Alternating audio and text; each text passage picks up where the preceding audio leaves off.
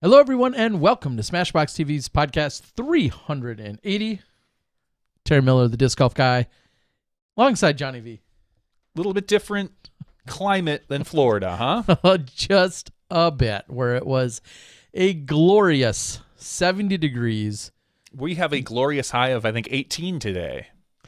Yeah, and I'm not one to normally complain about the cold, but when I did arrive, it's when they describe bone chilling and blustery, that's exactly because when I first got outside, it's a bitter pill to swallow stepping off that plane. Yeah, it was that initial like 20 and 30 mile an hour winds on top of those like teenage or teen temperatures. When did you arrive? Yesterday afternoon is when I returned. Okay. And not necessarily pleasant out there, but that's all right. Because good to be home, Terry. Good to be home. So great to be enjoying it. I know there's another A-tier taking place, the South Florida Open taking place this weekend. Best of luck to everyone down there in South Florida.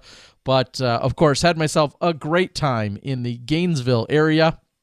In just a few moments, we're going to be catching up with our champion from the MPO side over there in Gainesville at the Chainhawk Open 10. The Chocks, the Cho X, the Chokes, I don't know.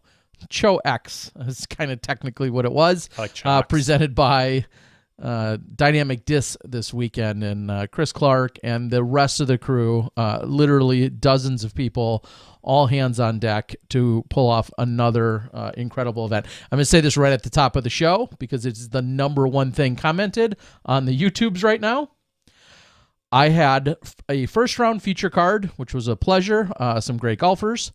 I had the second round chase card, and I had third round MPO chase card.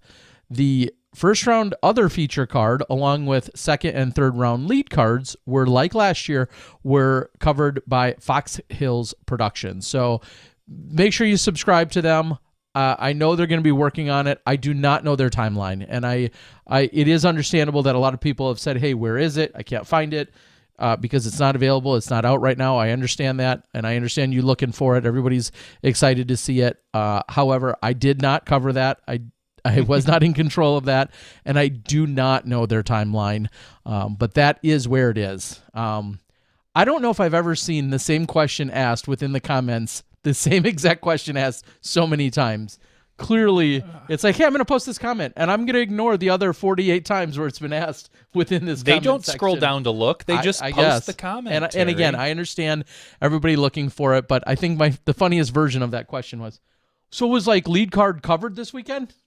No, I skipped it. You should have said something in your video. I did. Sure Every you did. single round, I also said it. So sure I you just did. wanted to get that in at the top of the show.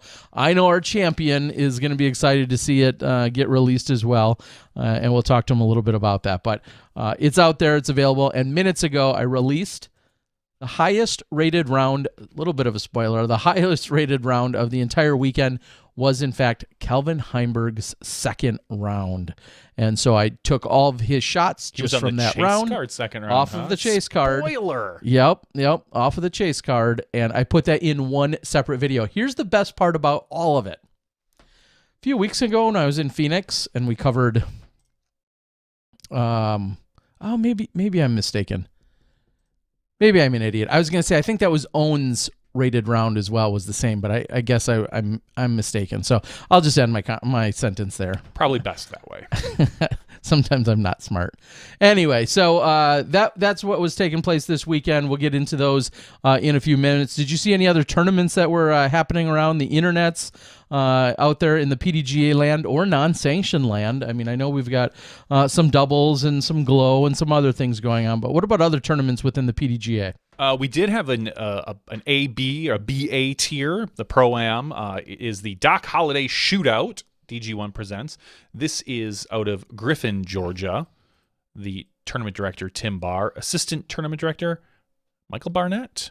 Good friend of ours, Michael Barnett.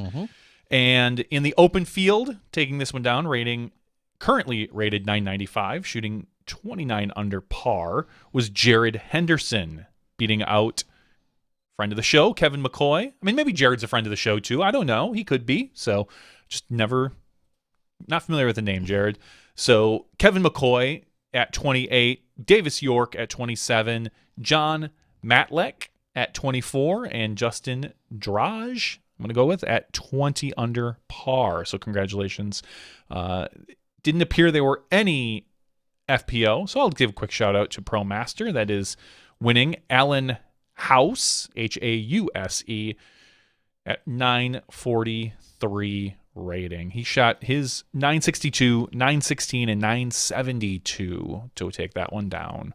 So congratulations to our two winners. And we can talk about the Chain Hawk Open. Let's talk about the FPO side a little bit about that. All right. Because there was some pretty solid FPO players there. There certainly was, and I don't know if it had something to do with her moving or I'm not going to call her flighty, but Madison Walker was on the registration list until just a day or two before it. She was going to also help make this even more of a competitive field, but however, I think she had some other things. Was she moving this weekend? I believe that's what the Instagram showed me. Okay, I saw a post from a few months ago, or maybe it was a month saying she was looking for a place. I'm looking for a place for this amount of money, and I want these requirements. 38 demands. And it sounded a little bit like a pipe dream based on the current where she wanted. Her Instagram looks like she's happy now. I hope she is. I truly hope she is. Madison's a wonderful person. But she didn't play, so she's a loser. Yep. Open non-winner. No, I'm going to loser. I'm going to go loser because she did not play. Ouch. That's the only reason, because she didn't play. Open women who did not lose, and specifically who won, was one Jessica Weiss in a playoff with Deanne Carey, both shooting 2 over par. In third place at 4 over par was Ellen Wid to the Boom. Fourth place, Chloe Alice. And in fifth place, Sandy Gast. So congratulations to the top 5 FPO players. Yeah, and over in I know they had a heated battle taking place in the Pro Masters. Ray Hale picking up a win. Good to see you down there, Ray. And also a good friend of the show in Joey Van Duzy, who's so easy to look like your name. And look at his PDGA number, actually. I want to say it's not. Yeah, look how close. So just to put this in perspective. So I'm John Van Derzen. He's Joey Van Duzy. My PDGA number is 14324. He is 14124. So you can understand. We're about 2 letters off and about one number off. Yes. So, Joey, let's hook up for some doubles. He's such a great guy as well. So I know he took down the victory this weekend. So congratulations, Joey. Good to see you, buddy. All right. I think at any moment now we're going to have one Thomas Gilbert. If we haven't spoiled that already, all he's got to do is hit refresh on his system that he called in earlier. Not sure if he's on board, but we'll see if we can get him everything tested out really well for us a few moments ago. So I'm going to tell him. Are we going to have a heated debate about PDGA rules later today, Terry? Because the rules were made official, the ones that we kind of not hinted at, but kind of just briefly talked about earlier in the season. So. Yeah, we can. And I think one of the smart people we can talk to, and there was a good rules debate. We'll get into that in a minute. Oh, but for now, we can welcome in our champion from this weekend. Gavin Rathbun wasn't there to defend, and Thomas Gilbert said, I'll come down from Canada and I'll take your title. Welcome to the show, our champion, Thomas Gilbert. How you doing, buddy? Doing good, guys. Thank you for having me on. Of course. So immediately, first question is, it's December. You're not in Canada. What smart. Smart, but what exactly does your slow season, I hate to call it an off season, but what does the slower part of the season here look like for you over the short-term future for you right now?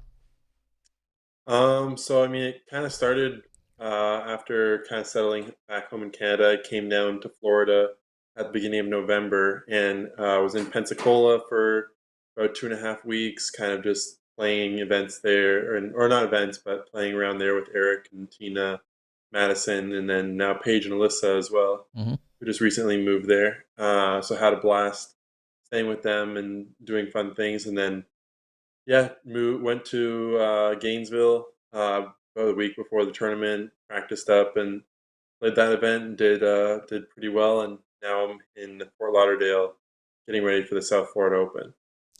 And then, so I guess after that, to answer your question, I'll be heading home for the holidays. And and then probably coming back here to Florida sometime in mid-January until the season starts.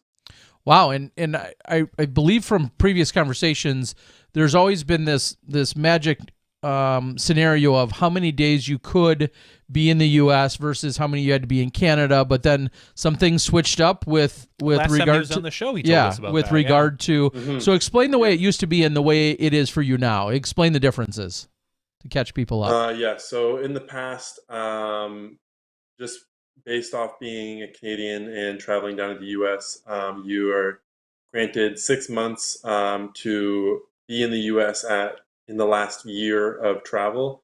So I could spend 182 days out of the last 365. But as of January, I got a work visa, which allows me to stay in the States full time for the next 5 years or until December 31st, 2026. So I'm now reaping the rewards of that by coming down for the off season and enjoying the nice warm weather to practice it. So there's essentially no more time constraint, so to speak.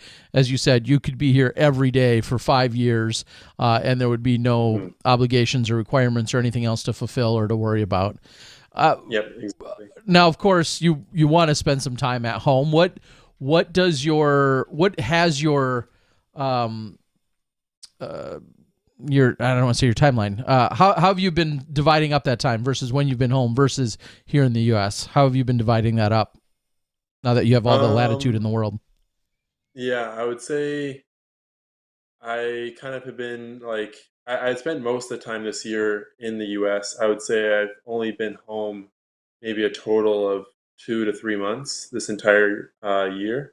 And I would say for majority of it, it was just kind of to visit family and visit home for a week or two here and there. There was a few Canadian A tiers that I went and played after the season wrapped up. I was home for about 2, 3 weeks as well before driving down here to Florida. And then yeah, I'll probably be back home for about 2, 3 weeks before coming back down here for the season. And now it was a few years ago that you had taken down your first A tier, and I saw that post. Explain to everybody what we're referencing. Those dates were pretty cool. Yeah, so 5 years ago, I had won my first A tier in advanced in this tournament union up in Canada. And it was actually interesting. Madison Walker and Zach Melton came up and played that A tier that same year. And that was like the first touring pros that I had met. And yeah, of course, the first A tier that I managed to win in advance. But the really cool coincidence about it was that tournament was December 3rd to 4th of 2016. And then Chain Hawk Open last weekend was December 3rd to 5th of 2021. So like almost identically 5 years apart. Yeah, and I recall that event taking place up in Canada and just that Madison and Zach. And I remember thinking, oh, Madison. And of course, she's outdoorsy and everything else. But specifically thinking about a Florida woman going up into Canada in December. Yes, and I just remember thinking, what are you thinking? Like, how does that sound like a good idea to you? But yeah, it looks like it worked out. Yeah, believe that was her first FPO A-tier win. So I think that was the main draw for her to go play up there. So let's get into some specifics of this weekend. Playing in the Chain Hawk Open 10 presented by Dynamic Disc. Has this been on your calendar or something that you knew you were going to play? I mean, how long ago, first of all, did you put it on your radar? Like, oh yeah, I want to be in that side of the country, and this is something I definitely am going to play in. When did you realize that? Well, I would say I first came aware of it at the very beginning of the year when the A-tier schedule was released. I noticed that it was an event down in Florida at the end of the year that was an A-tier, so that kind of caught my eye. I wouldn't say it was until maybe 2 months ago, right before the registration opened, where it became an event that I was like, okay, I'm going to commit and go down and make plans to play in these final two A tiers here in Florida. I had played the South Florida Open in 2019, which was all covered on your channel.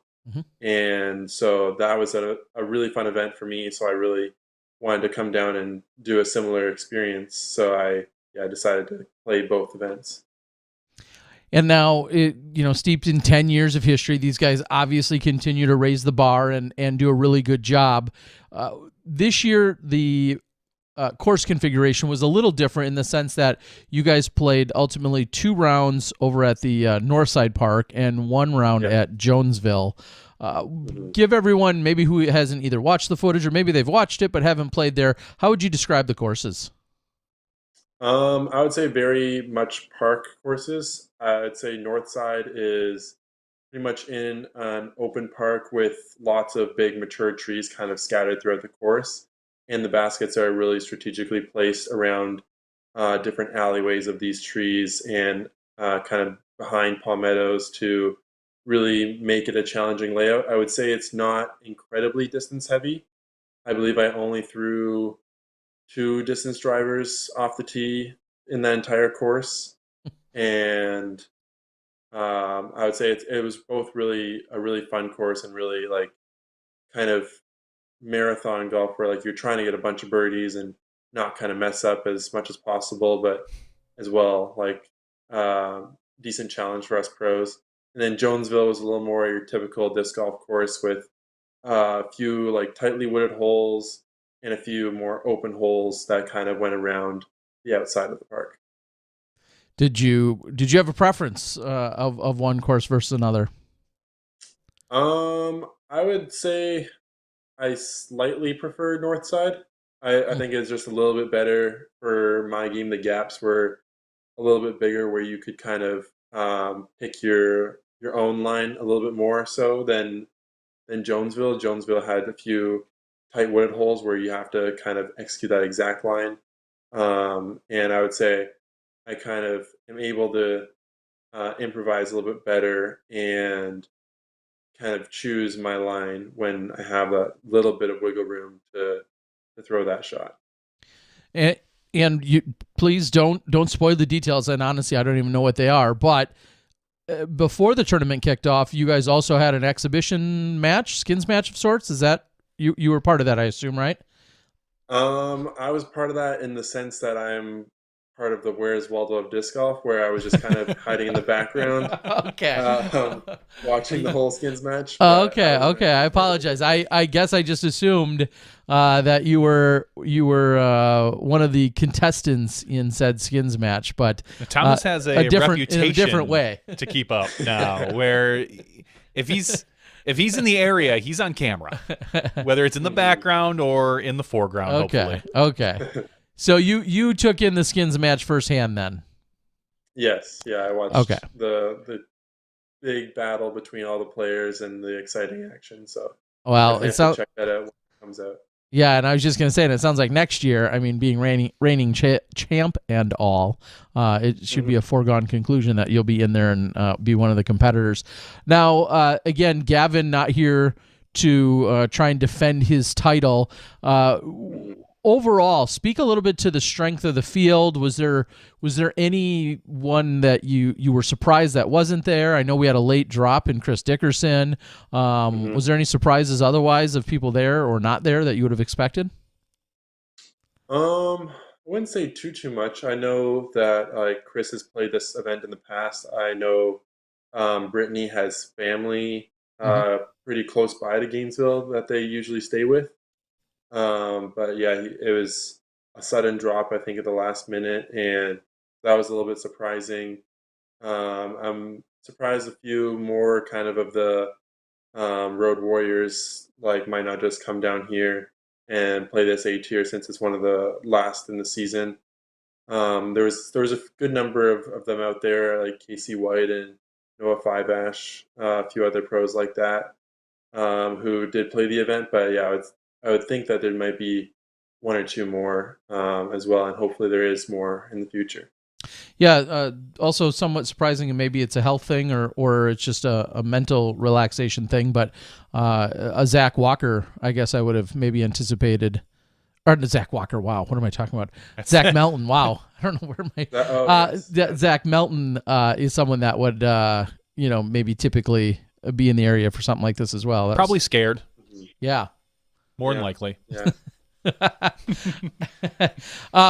So when you had practiced the courses, what were some of your thoughts going into it? Did you feel confident? Was there a course or an area you knew you could attack? Did you feel like, hey, I've got a birdie almost everything out here? What were some of your thoughts going into the weekend? Yeah, I would say I got a lot of practice in on both courses. I felt like I knew my lines very well. I knew it was going to be okay. Both courses have 18 opportunities. I need to see as many of those 18 opportunities as I can get. And so that was kind of my mentality going into it. I knew that the lines were pretty straightforward. At Northside, it was just all about hitting your intended line. I did kind of think that Calvin was going to perform a little bit better than he ended up performing at Northside, because I feel like that's kind of like his forte. A lot of those holes are fairway driver distance, so I thought he'd be just absolutely smoothing his eagles out and parking every single hole. But there was just a few holes there that didn't hit his gap perfectly, and ended up getting a few more pars than I think he intended to. But it was still a good battle. I mean, with Calvin and Johnny and Noah and Cole as well. Like it was a pretty exciting weekend, and yeah, I was glad that I could perform at such a high level all 3 rounds to be able to take the victory. Yeah, and it really felt like, speaking to that a little bit, of course, Johnny, very consistent throughout the weekend, but Calvin, kind of had his really, really solid round during the second round over at the Jonesville course, and the other 2 rounds at Northside, just not quite up to what you would expect to see from Calvin.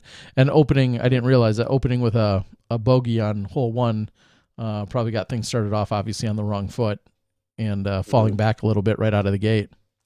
Yeah, I need to ask me, because during round 1 I started with a bogey as well, but still shot hot round. I know. I was looking at it because I was going to say, you quote unquote led wire to wire, but is that wire to wire when you were bogeyed the first hole? Where does the wire start? Started hole 1, because you were definitely down 2 strokes after hole 1, but you finished off with the hot round.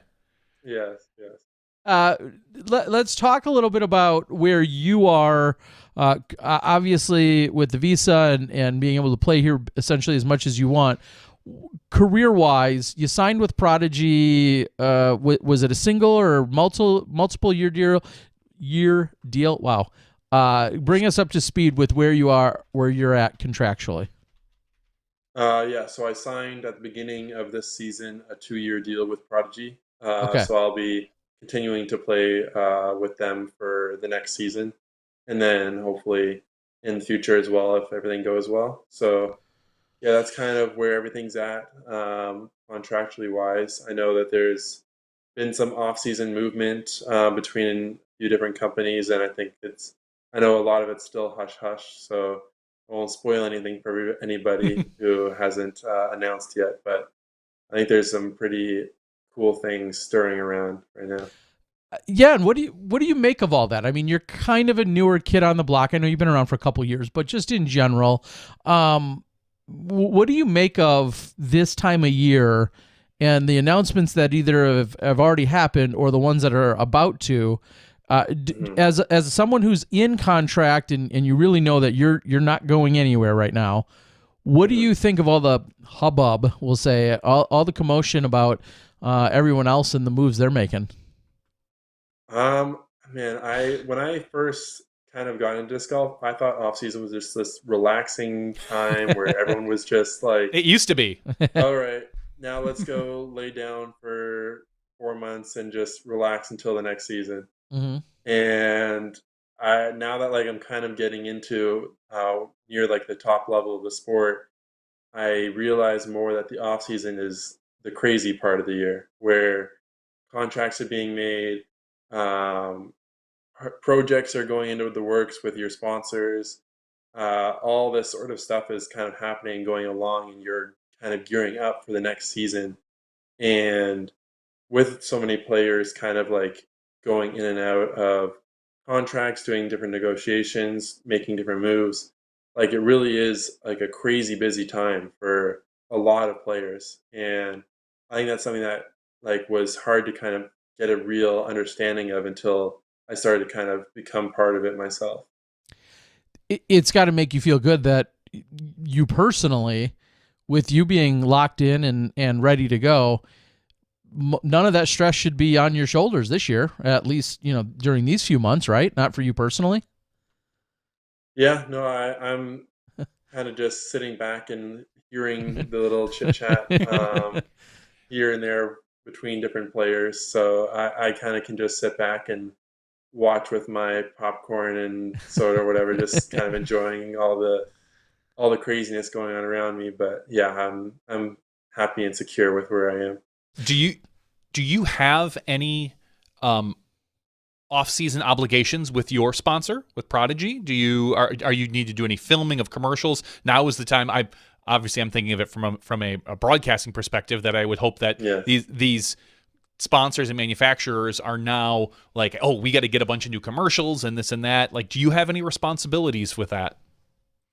I don't have anything written into my contract. I honestly wish we did a little bit more of that in the off season. I went down to the Prodigy factory, just driving on my way down here to Florida, and stopped by the factory for a little bit, and still got a lot of stuff done. Tested out new discs and got a few new products from them, and did have some business talks on different projects that we're working on in the future.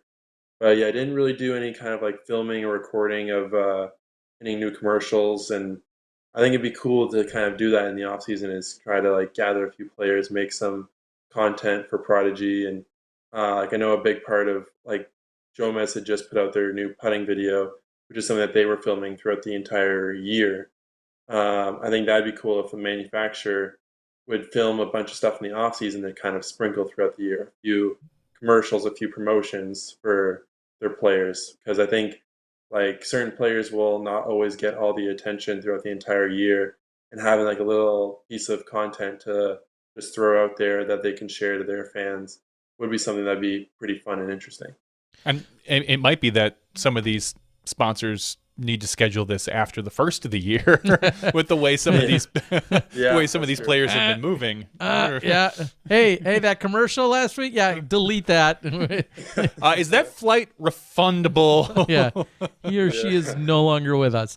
But yeah, I like what you're saying. And I guess I want to get to one specific point, and I bring it up because it was brought up a few weeks ago when I was in Phoenix, and I was talking to a few of the women that were on the card from multiple manufacturers, and then it was also brought up again this weekend.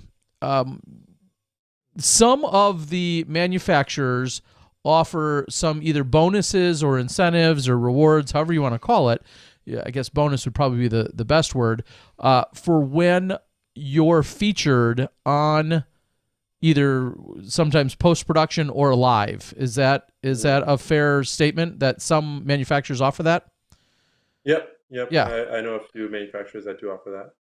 Yeah, and I think way back to 2005, 2006, one of my favorite, because I was not necessarily winning tournaments. I was playing okay, but not winning them often. Discraft specifically, when I was sponsored by them in 2005 and 2006, anytime you were featured in a non-disc golf publication and you could get Discraft mentioned, you would get a 25 disc bonus. So if the local newspaper, want to do a piece on disc golf, and you could get it in there that, Discraft sponsors you, or Discraft, so on and so forth. Somehow Discraft was, mentioned within the article, you'd submit that and you'd get a 25 disc bonus. Wow. And I just always love that, and that's where I cashed in quite a few bonuses. Oh yeah, from a PR perspective. You used to just hang out at the newspaper. It was weird. Instead of being an ambulance chaser, I was a reporter chaser. Just like, hey, I got an article. No. Yeah. Do you know of? And I know every manufacturer is a little different. Do you know what some of those bonuses or incentives look like today by any of the manufacturers? Are you familiar with what any of them offer? Yeah, I believe like they offer different amount. Like some do lead card, chase card, because of course at like Elite Series events where they'll have like MPO 1, 2, and 3 sometimes.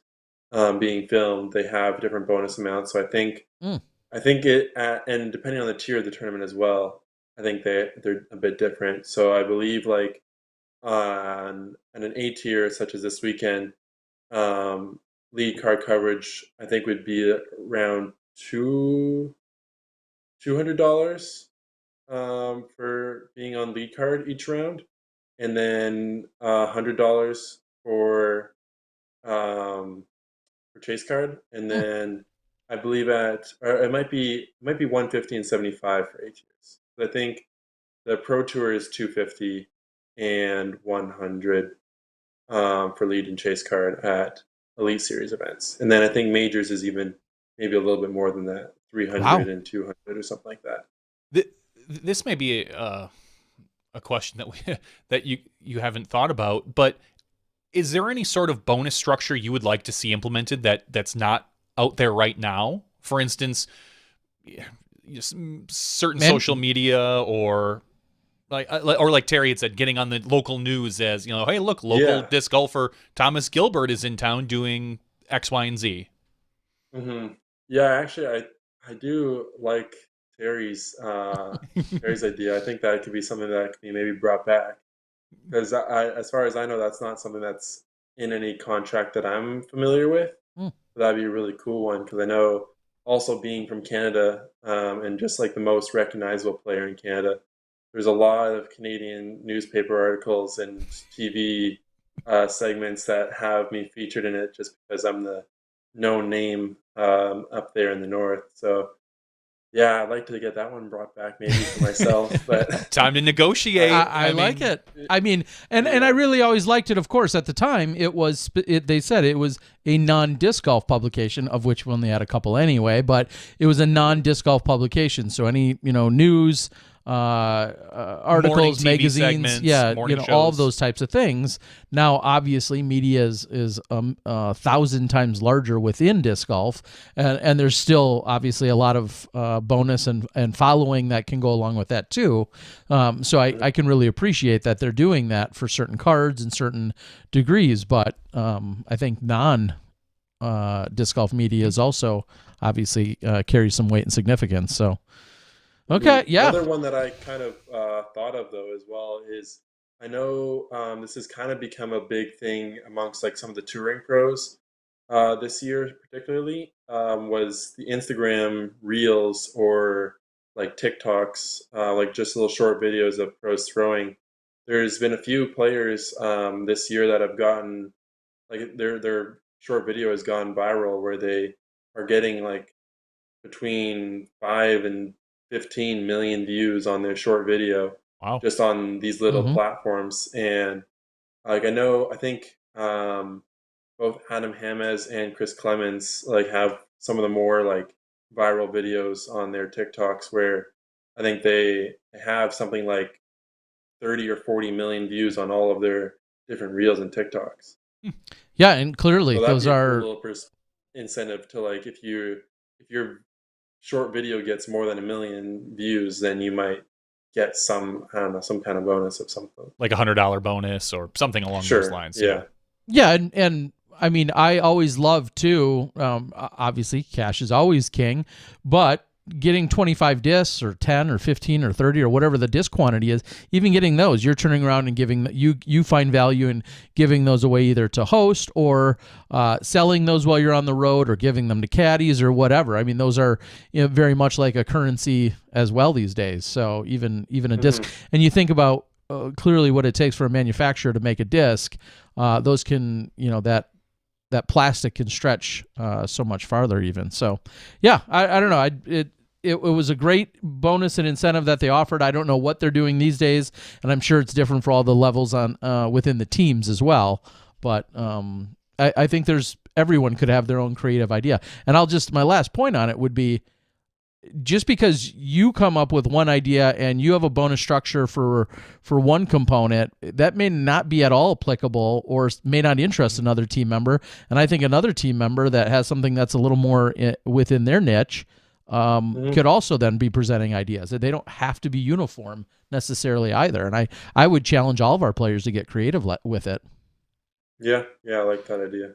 I know Silas right now is probably behind you trying to make something to put on his TikTok. Oh yeah, I bet. Yeah. So I mean, there's speaking of chatter, little chirping. He's out on the board. I think he's saying he's going to beat you this weekend. Is that's silliness, right? How many emojis did he use? I see a few. Yeah, 1, 2, 3. His last 3 messages have them. His last 4. Okay, yeah. Oh man, he's serious then. That's how you know. All right, that Silence is bringing the heat. He said if he beats you, you need to take him on tour with you. So. Wow. All right. I mean, I'll take him on tour as my media manager. Yes, he could do that as well. He is creative and very talented at his editing of short videos. He certainly is. Yeah, I saw his one of his last ones where he was throwing a drive in his reel and throwing a drive, and then it cut back to him as a kid. And yeah, absolutely great stuff as always. We're always telling everybody that they should be checking out Silas's stuff. So you're looking at sponsorships. You're hearing of other people's. I have to think some of that madness you just spoke of. Maybe that also is reflective of a little time in Pensacola. I mean, you were hanging out with Oakley. with Paige and Alyssa. Paige always has a lot of stuff going on, off season or otherwise. And then, of course, Eric and Tina between Whale Sacks and then Eric's big transition into Infinite and an open bag. I feel like there's probably all of that madness going on that you were just experiencing and taking in, huh? Mm-hmm. Yeah. There's chatter amongst quite a few of the pros. Like we all kind of have like slight ideas and just rumors getting kind of passed around of what might be happening throughout the off season. So, it's always fun to kind of hear the chit chat of what's going on. And so, when I was down there, we definitely kind of exchanged information on what we had heard from who and this and that. So, by your account, how many large-scale changes are yet to be publicized and or announced? In your opinion, how many remain that people will either be surprised or shocked or that are just flat out large scale? How many do you feel like are still left in the disc golf can? I'm not completely positive on which ones are true or not, but I would say if all of them are true, there's probably 6 or 7 like news breaking changes that might happen. Wow. Okay. I can think of 3 or 4. Yeah, I had 3 or 4 in my head. Yeah. All right. Well, we might have to compare some notes offline, maybe. Okay. Well, I mean, and to be fair, a couple of them are huge, and for sure, it may be all 6. If there are 6, all 6 of them might be huge, but that means there's a lot of news that's to unfold in the next, I don't know, 30-ish days. Yeah. Is that a fair statement? Yeah, I'm curious to see whether like it'll all happen in that time frame, whether January 1st will be the announcing date for all of those different changes. But yeah, I guess time will tell. And honestly, I'm kind of curious to find out whether what I've been hearing is true or when this person may announce this or may announce that. So honestly, for me, it's almost exciting for me as like you guys as well. Because even regardless of what we're hearing now, like you said, there's 3 weeks. Anything can change in 3 weeks. If someone is dead set on leaving a sponsor or getting a sponsor, another sponsor could come in and steal them away or make a bigger offer or or retaining offer or whatever. Yeah. There's shuffling to be had. So talk a little bit about you and Prodigy, and are you expecting to see any huge announcements that come out of Prodigy or things that are just being worked on? And maybe they're secret, maybe they're not, but just whether it be product-wise, releases, any goals that have been kind of generally set for Prodigy in 2022? Is there anything you can share there? I know that they have a new line of discs that are kind of in the works of getting mass produced. Like they recently came out with the PX3 and the D2 Pro, which are being released to the public currently. But I would say that's barely even the tip of the iceberg. There's a lot more exciting discs, I think, still to be released to the public. I know the A model OS and the new D1, 2, 3, they're all being remolded, and I think has a lot better manufacturing process right now where I've actually taken out majority of my distance drivers in the bag and replaced them with the new distance drivers that they've come out with. So I'm really excited to see once those are being mass produced and put in stores for everyone to kind of experience and use. Is there one that you are finding yourself more in love with than the others? I would say I really like using the new D2, and then there's actually, and I know this is a funny name, but I just know it as D1.5. That's what it was called when we were testing it out. I don't know if the name will change up before it gets released to the public, but I would say that's like my new, probably go-to distance driver. Okay. And when you speak of remolding or some adjustments, is that in the plastic type, or is there Maybe a process? or a significant change to the plastic I'm sorry, to the plastic or the mold? What do you feel like is different as you're saying you're replacing some? I know they retooled all the new D series molds, so they are no longer, I believe, going to be using the old D series, or they'll Mm. be starting to cut down on production of the old D series and transitioning into this new mold. So they're actually like they made new molds of these discs. I think they just have a better shape and a better form than some of the ones because over time, when a mold gets used and has so many thousand, 100,000 of that mold being injected into that disc, it tends to change slightly over a long period of time. And so I think just having a new, fresh mold of these discs has really made a big difference. And I think they might have changed the actual flight plate a little bit, but it's honestly hard to tell. But I know that they're a lot better feeling and flying, personally to myself. And they probably go right where you want to, and they feel good in the hand, and they've got great all the other Yep. phrases we love to throw out when anyone puts a new disc in their hands or a different disc in their Yeah, hand. exactly. Selfishly, I'll ask, when Prodigy released their very first, I think literally their first ever sets of discs, I believe it was the D1 and the D4, if I recall, Okay. were the very first discs ever released. And then eventually some of them, or a lot of them, were actually overweight. They were marked at like 174, and they're actually, I don't know, 178 or something like that. I don't recall what the exact numbers were.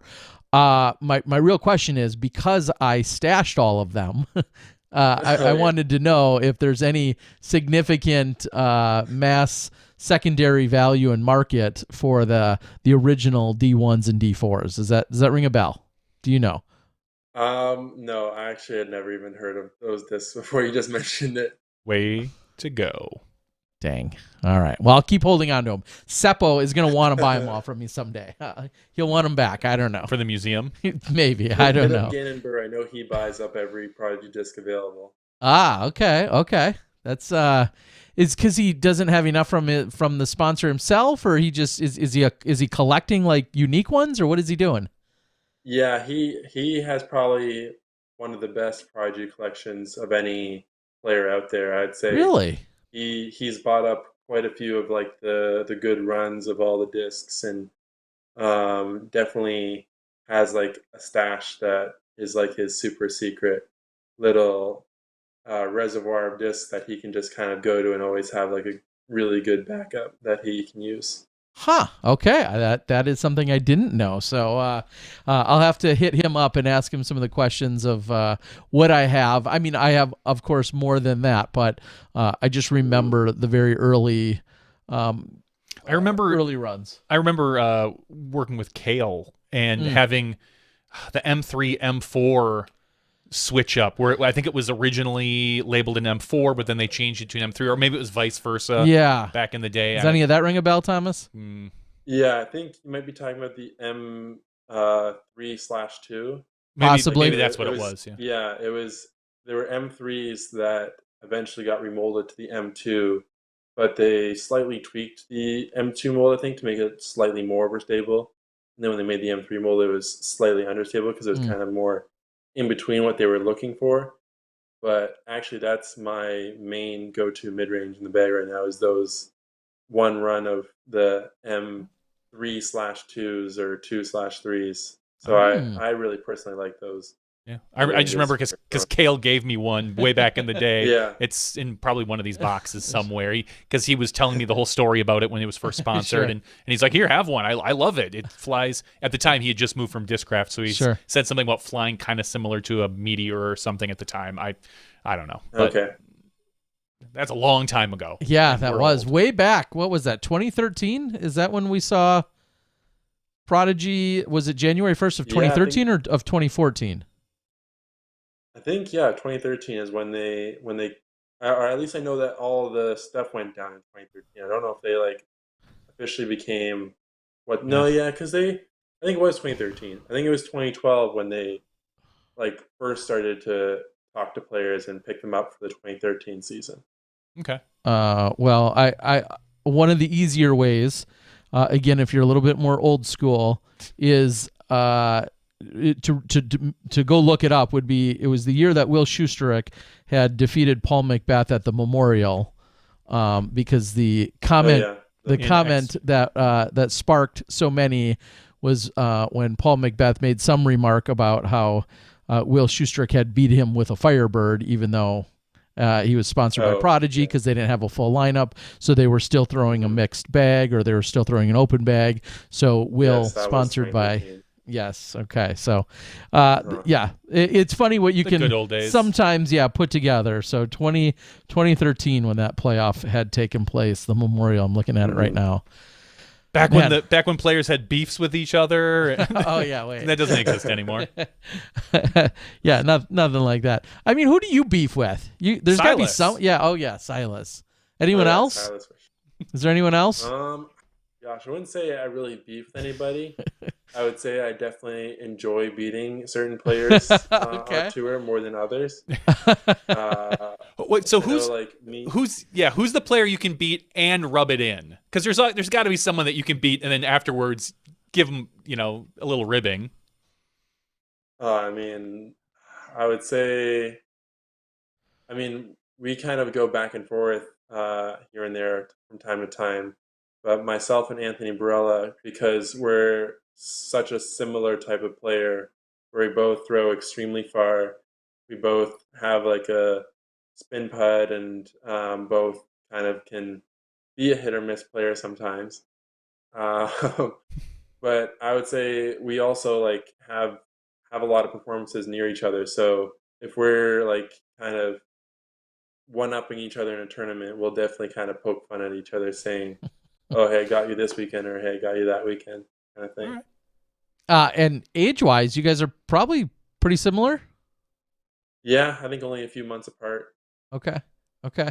And we'll have to see. He has been enjoying his college life as he certainly should be, and some of the extracurriculars that I think go along with college life. And so we've seen him off and on the tour, and it's great. It sounds like he's been playing. Actually, I saw his parents a few weeks ago, and it sounds like he's out playing, but it's very much a lot with a lot of casual buddies that are recreational type players and still enjoying the game, just in a different way that's not quite as serious as hardcore tournaments right now.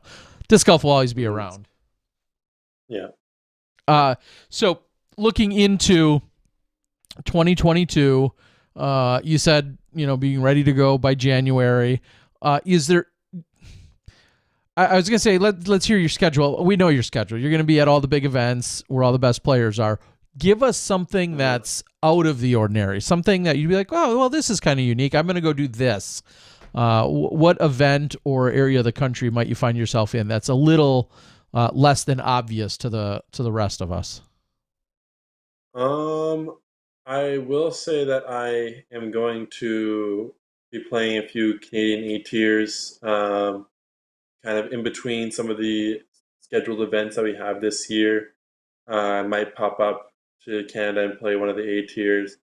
on a weekend of a Silver Series, which might be something that wouldn't be expected by the normal touring player. And I have to look into it more, but I do want to actually spend more time in Europe uh, than the tour kind of has planned out right now. Mm. So I think that there's a lot of really cool places and a lot of fun events in Europe that might not set up perfectly with a tour that might be on the same weekend as a pro tour or something like that. But I think playing events in Europe is really like an underrated thing to do because I think you can then have these great performances. I think really for a lot of the touring players here in the States, um, I think the European market is like an untapped potential where there is probably just as many like dedicated hardcore fans that want to buy discs and they have almost no one other than the people they see on coverage every single time. Like they don't really necessarily know some of the like B tier level touring pros that aren't necessarily every single weekend on coverage. So I think like a player such as myself going out there and maybe trying to uh, immerse myself with the European tour scene would be something that would be really, really fun and also maybe perhaps gain a few European fans. Yeah, I mean, I think that is a brilliant way to look at it and to raise the value of your stock, as you're saying, and it can be done. Yeah. I don't want to say with very little effort, clearly, but you being there, extending some of your time, maybe that's a couple of extra demos, maybe that's just playing well and of course being gracious and being accessible. I think you're right. You absolutely should take advantage of that now. And I'm just making something up because I don't have a schedule in front of me. But if that meant for you, hey, I'm going to stick around and play this A tier or this larger B tier style event in Europe, as opposed to getting back for a D-Glow or a Idlewild or whatever, insert whatever pro tour, you're saying that you could see taking advantage of that opportunity to maybe stay there and go that route, huh? Yeah, I think so. Okay. Yeah, I love it. I think it makes a lot of sense. And obviously, I mean, you already know that touring and seeing all these new places is certainly an amazing perk of your career and the job. And just being able to expand your horizons and be a little bit more cultured. And we know Prodigy has a pretty decent footprint over in Europe as well. So it helps out. Yeah. I think they run the Finnish Pro Tour. Sure. And they have their own tour with I think 6 or 7 events that run throughout the year, and so probably playing in 1 or 2 of those if I can would be a really fun opportunity as well. Yeah, I love the idea, and I think you're on the right track. And of course, being here and playing well here is always great. But again, you always have these events year after year, and so taking advantage of that when you can. What are you looking at in terms of how you're going to be supported by Prodigy this year? What are they doing, and what are you most excited about that they're doing? Is it signature discs? Is it tour series discs? A certain allotment? Like what are some of the things, and how are people going to be able to support you? So through signature discs, they did a custom run of my discs this year. I know that there's a few things planned in the works that are also going to be really exciting that I can't really say in detail what might be coming, but it is not something that you throw. I'll say that. And Thomas Gilbert socks. Through my social media, you'll see hints of it as well. Okay. Of the prototype product that will be coming out hopefully at the beginning of the season. Okay, I'm hoping it's a glasses headband that goes behind your glasses, like we see. Do you wear one? I know Oakley's wears them from time to time. You don't have it. No. I mean, you don't have. I mean, even when you're playing, you never have one, right? I did for 1 or 2 events where it was so sweaty that I could not keep my glasses on my face for the life of me. So I did wear it for that event just because literally as soon as I'd throw, I'd pick up my glasses off the ground and be like, okay, where did that disc go? I have no idea. Okay. So there's been a few times here or there where I've worn it, but no, I don't tend to wear it if Okay. I don't have to. I'm just saying that's one idea, but yeah, probably a pretty niche market for those. Okay, okay. Yeah. Uh, um, speaking of just to stay on that topic for a second, uh, do you have you thought about corrective vision, contacts? I mean, or do you feel like glasses are just a part of who you are, and or is there a comfort or any other limitation to as to why you Um, stick with glasses for playing? I would say I stick with glasses just because it's been easy for me. I also did have a problem with contacts a few years ago, which I think is more just a single bad experience than actually something that's like preventing me from wearing contacts. I just happened to get an eye infection from like I wore my contact and it's like, oh, it's supposed to be a little bit scratchy, like that's fine. And wore it in for the day and then realized that no, it wasn't just scratchy, it was something underneath that was Mm. really irritating my eye.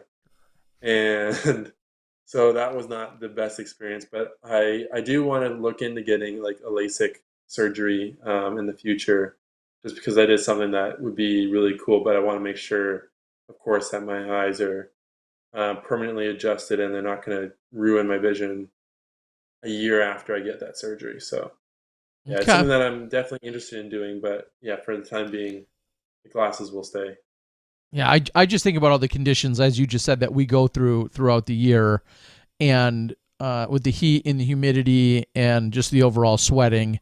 I mean, it's clearly not as active as, say, basketball or something like that, but I would think that it'd be something that could be somewhat irritating, especially when you throw as far Oh and as yeah. hard as you do.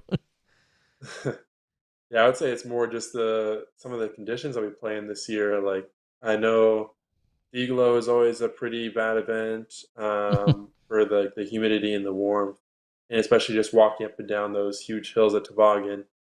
I know that that's like one of the sweatiest events all year, where just like it's 105 degrees with the 99% humidity, and you're just absolutely drenched in sweat. I know Idlewild as well was a bad tournament this year, where players were wringing out their shirts after the round because they're how sweaty they were.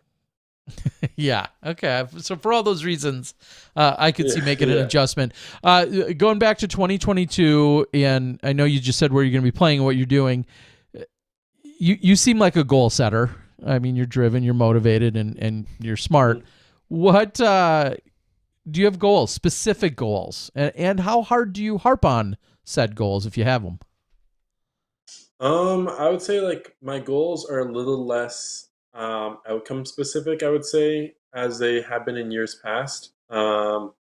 I am doing more so process goals where, like at the beginning of this off season, coming down here to Florida, training and playing every single day has been like a big part of kind of my goals just for this off season. So I want, and I think also not having like as much expectation going into like the Chain Hawk Open helped me kind of just play to my game and play as well as I did, and not really try to focus on like, oh, I'm trying to win this event or I'm trying to do this or do that. Like I kind of just played my game and let it take me to my best performance so far. I would say in my career where I averaged over 1050 for the tournament. So just kind of focusing on like my training and letting that build my confidence and seeing where that kind of takes me throughout the year. I mean, I of course I hope to play well and take home an Elite Series win or something like that. Like that's always goals that we have as professionals, where we dream big and have this idea of what our future could hold. But I would say I don't have any extreme expectations. I would just say train as hard as I can and see what that results in. So this year, when it's all said and done, you're going to play in roughly 30 events, actual sanction, regular stroke play events, about 30 of them. Is that Mhm. the right number? Do you need more? Do you want less? Or is that kind of where your sweet spot Um, is? yeah, probably around 30, I would say, for the next season.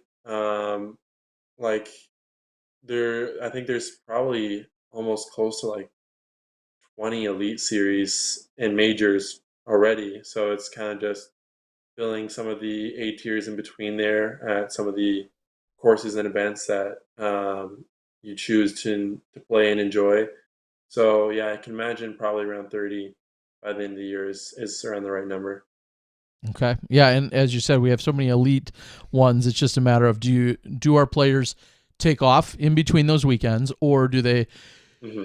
pick up a Silver Series event? Do they pick up another, I'll say, random A tier, or things of that nature? And like you said, maybe go back to Canada and find an event that's a favorite or a favorite course or something of that nature.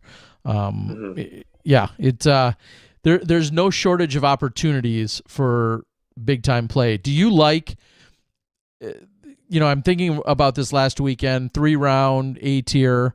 Yeah, a little bit shorter courses than what you see out on the Pro Tour. Would you like to see that style of play, basically every weekend through the end of the year, or would you be totally content with a 2-round B tier that takes place in one day and you're done, or are you always going to be looking for the bigger, kind of longer style events, even in the slower part of the season? Yeah, I'd say I definitely that catches my eye when I'm looking at events is, well, like one, just the letter beside the event. I would say A tier definitely is something that all of our touring pros will kind of be more attentive to than say a B tier or a C tier, unless there's some kind of like advertised added cash or it is some local event or something like that. But I would say it definitely brought my attention to the event being an A tier. I mean, one of the few A tiers left in the season. Definitely what drew me to this event, both last weekend and coming up this weekend. Okay. Okay. So, playing more golf doesn't won't derail or hinder you whatsoever, as opposed to just going out and No. playing in a 1-day B tier that's got 2 rounds. Well, so some of the questions on the board talk about clinics, so I'll quickly ask about that, and then I want to talk a little bit about rules. But clinics, Okay. demos, things of that nature. Is that something we may see more from you? Is that something that interests you? Where do you stand with all of that, and what are your plans for more of them or not? Yeah, so that might be a few of the Canadian folks there in the chat. Mm-hmm. I know that a few of them have messaged me about, hey, when are you going to come home to Canada? I want to probably set up a lesson or a clinic if possible. And I do get a lot of emails or messages like that where I did do a lot of lessons and clinics throughout the off season last year, which I do really enjoy. And I would say it's a little bit more tricky this season just because the time I'm spending at home is a lot shorter, being since I've been here in Florida for the last month kind of training, and I'm putting a little bit more focus towards that, I would say, this off season than I have in the past. So probably won't be quite as many lessons and opportunities for clinics, but I do hope to do more of them, and I do enjoy doing them. So look out for them, I guess, in the future. Okay. Well, this weekend, it was kind of I don't know how the conversation got originally started up, but I think it was Calvin and I having it, and then we brought you into it, and I believe I had said, again, I don't know how we rehashed it. It was during the end of the year, it felt like there was more chatter than ever about the tiebreaker for the lowest rounds, and then who gets pushed up to the card. Hmm. Who what is a Yeah. tiebreaker scenario? And you had said there's a couple different ideas, but we kind of went back and forth. And Calvin very much, I feel like, was seemingly okay with the idea that the way that it is right now, and that its PDGA number is ultimately a tiebreaker. What you said earlier, though, kind of ties this all together in that if there's bonuses and incentives, when you're on the third card versus the second, or the second versus the first, that has a bonus implication right off the bat for some players. Yeah. Yeah, and so I can understand how that could be kind of, I'll say, selfishly driven, that they're saying, hey, there should be maybe some other way besides just PDGA number. But even with all of that conversation, kind of setting the table here, what have you seen for the rules that are proposed or are implemented or taking place here with the PDGA? Have you got a chance to digest them? And if so, what kind of sticks out for you? I would say, like, with the new rule changes applying in 2022. Mm-hmm. Yeah, I took a read through them, and there was a few that popped up to me that were interesting. One of them being the new OB rule, where it's almost like a radius of 1 meter from the point you went out of bounds. So now I think that could be a rule that can be quite advantageous, where if you have a lie in a bush, let's say, and you can move 1 meter forward, but you're right on the line, but that gets you out of the bush, that might be something that is really, really desirable, or even just getting that extra meter towards the basket will be comforting for more players as well.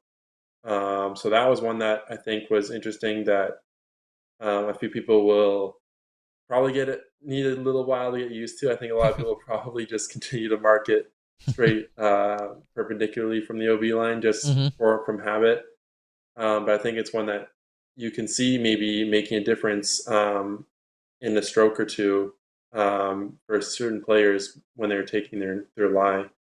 A few other ones that was interesting was like just some of the rules with players being able to play in different sanction events. So I think you need to be registered in the PDGA to play in a B tier and above. Mm-hmm. To accept cash at any PDGA event, you need to be a member of the PDGA.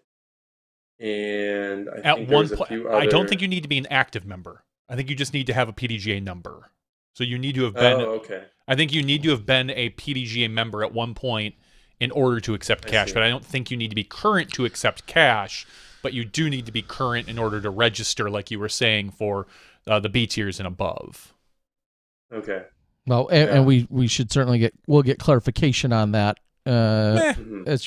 as you're guessing, and and Thomas is like, maybe that's right, maybe it's not. We'll get more clarification, Yeah. but nonetheless, you're the gist of it is there, though, that yes, There's more emphasis on being a PDGA member. yeah, and I guess that's kind of the generic point I'll throw at you is, what do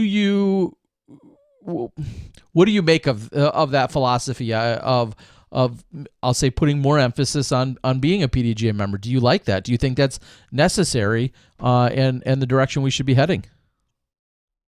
I think it's good for the PDGA as an organization to kind of have a more established member basis, because I think that looks good in numbers, and as well, I think it is very interesting where there's a lot of members that are current or not current, or just don't decide to pay the $10 PDGA fee for whatever tournaments they sign up for. I think it'll be interesting for those few players that are only playing one or two tournaments per year and are forced into the $70 membership for pro. I think it's $50 for amateur each year. So that might be a little more interesting for that level of player. But I think overall, it's just them trying to grow their membership basis, and as well maybe make a bit more money just from those membership fees. So I don't think it's a bad move on their part, but I think for certain players, it might be something that might not be as desirable. Yeah, you're certainly, if someone only plays in their local, we'll say B tier, and that's all they play in every year, and they're not really much of a touring player, that maybe they don't even tour within their state, and they really just play their B tier, and they just say every year, hey, I'm just going to pay the extra $10. With that not being an option anymore, it'll be interesting to see what happens specifically to those players. If they'll bother ponying up, so to speak, and paying the full PDGA membership, or will they just forego playing the entire event, because that's literally the only event they planned to play that year. And then the follow-up to all of that is, is it such a bad thing that everyone that's playing is in fact Can- a PDGA member. Can you decline the cash and take the merchandise like you were an AM? Because with an amateur player, I believe you can do that now. If you don't want to become a pro, you can decline, and I think it's TD's discretion. At least it used to be, whether or not they wanted to pay you out in merch. Yeah, exactly. So I wonder if you could do that if you're that'd not a be PDGA interesting. member. Maybe. I know you have to register to be. You have to be a PDGA member to register for B tier and above Yeah. now. Yeah, I guess that'll only apply at C tiers. yeah, which is obviously such a small sampling. So yeah, that's Yeah. interesting. I don't know. It's an interesting scenario though that might happen in the future. So how do you feel about the other rule that kind of has everybody talking, the wedge rule, where the disc now, if it's wedged into the side of the basket, it counts? Oh yeah. Do you see that mattering to? Will we see that? Here's a question, Thomas. You watch a lot of videos. Will we see that at all on the Pro Tour, live or post production? Somebody wedging one in the side this year. Once for the irony of it, but I doubt any more than that. You're going to go to a super soft putter in order to a real floppy, flimsy. Just to make. I won't be personally, but maybe I'll put a little harder. See, there you go. I kind of feel like at this point, because this is the way the rule used to be when we were younger, where if it was wedged in, as long as you could clear it before it popped out, it counted. Yeah. I think at this point, just personally, make resting on the top count as well. Like we've come to the point, like, just if it's suspended by the capturing device or however they want to word it, it should just count. If it lands on top, if it's wedged, if it's, as long as it's not touching the ground or supported by something else, I personally kind of think it should just count. Yeah. It is awkward, and I think it creates a lot of questions when players or fans see a player marking their lie underneath the basket, grabbing their disc off the top and putting it in the chains. Because it is a little awkward thing, but it does happen sometimes, and I know it's not the intended way for it to enter the target, but yeah, it'd be interesting to see whether they just be like, oh, it's just for the sake of it, it's supported by the target. Let's move on, next hole. Yeah, I think it was different when we were younger because everyone had number plates at the time. So your disc, I think it was more frequent that your disc would land on top because you'd hit the number plate and it would stop. Nobody has number plates anymore. Not as common, not nearly as common on the bigger events. I mean, you'll still see. We have a few probably still in town here that have number plates on them somewhere. I think, does Valley View still have a few with number plates? No, okay, but. Yeah, those don't really exist anymore. Kids, ask your parents. Yeah, the old days of the original PDGA message board, and that was just famously always just disc resting on top, and it was always such a heavily debated topic forever. And I'm going to be first to admit I knew the rules had been proposed and then ultimately published, and I'm kind of scrolling through them now. I'm going to take a long look at them as soon as the podcast is over. Obviously, I've been seeing a lot of conversation about them, but I have not read every single detail of the new rules that are in play. So I am excited to personally go out and take a look at all of them. And if was there anything else that jumped out for you in terms of what we saw here for the rules? I'm going to post them right now in the chat board, actually, for anyone that does care. I would say mostly everything else kind of just made the wording more common sense sounding. So I know, like, the new Mando rule, it's a direct line from the bottom of the Mando up to infinite sky, where I know there was debates about, if the thickest branch in the tree goes this way and you miss to the inside of a smaller branch, then is it missed or not? And so now it's from where the middle of the Mando mark is straight up. So there will still be determination calls, I'm sure, but it makes it a little bit less like, you passed through this branch but not this branch, and that branch is thicker, so you made the Mando, you missed the Mando. Yeah, and I think one of the most famous instances of that in recent history would be hole number 3 at GMC, right? like that, or is a scenario where it's like there was a Mando tree and then, it was a scattered tree, so to speak, or a multi-legged tree. And, in the split second of actually seeing it in real time and then deciding, well, which side did it go on and which, all of those types of things, I think those are really tough determinations that can be made. But hopefully some of this will be a little bit more clear as I read through. And they did clarify the 30-second rule. Okay. They eliminated that was one of the interesting rules too. The wording, they eliminated basically the wording that says free of distractions.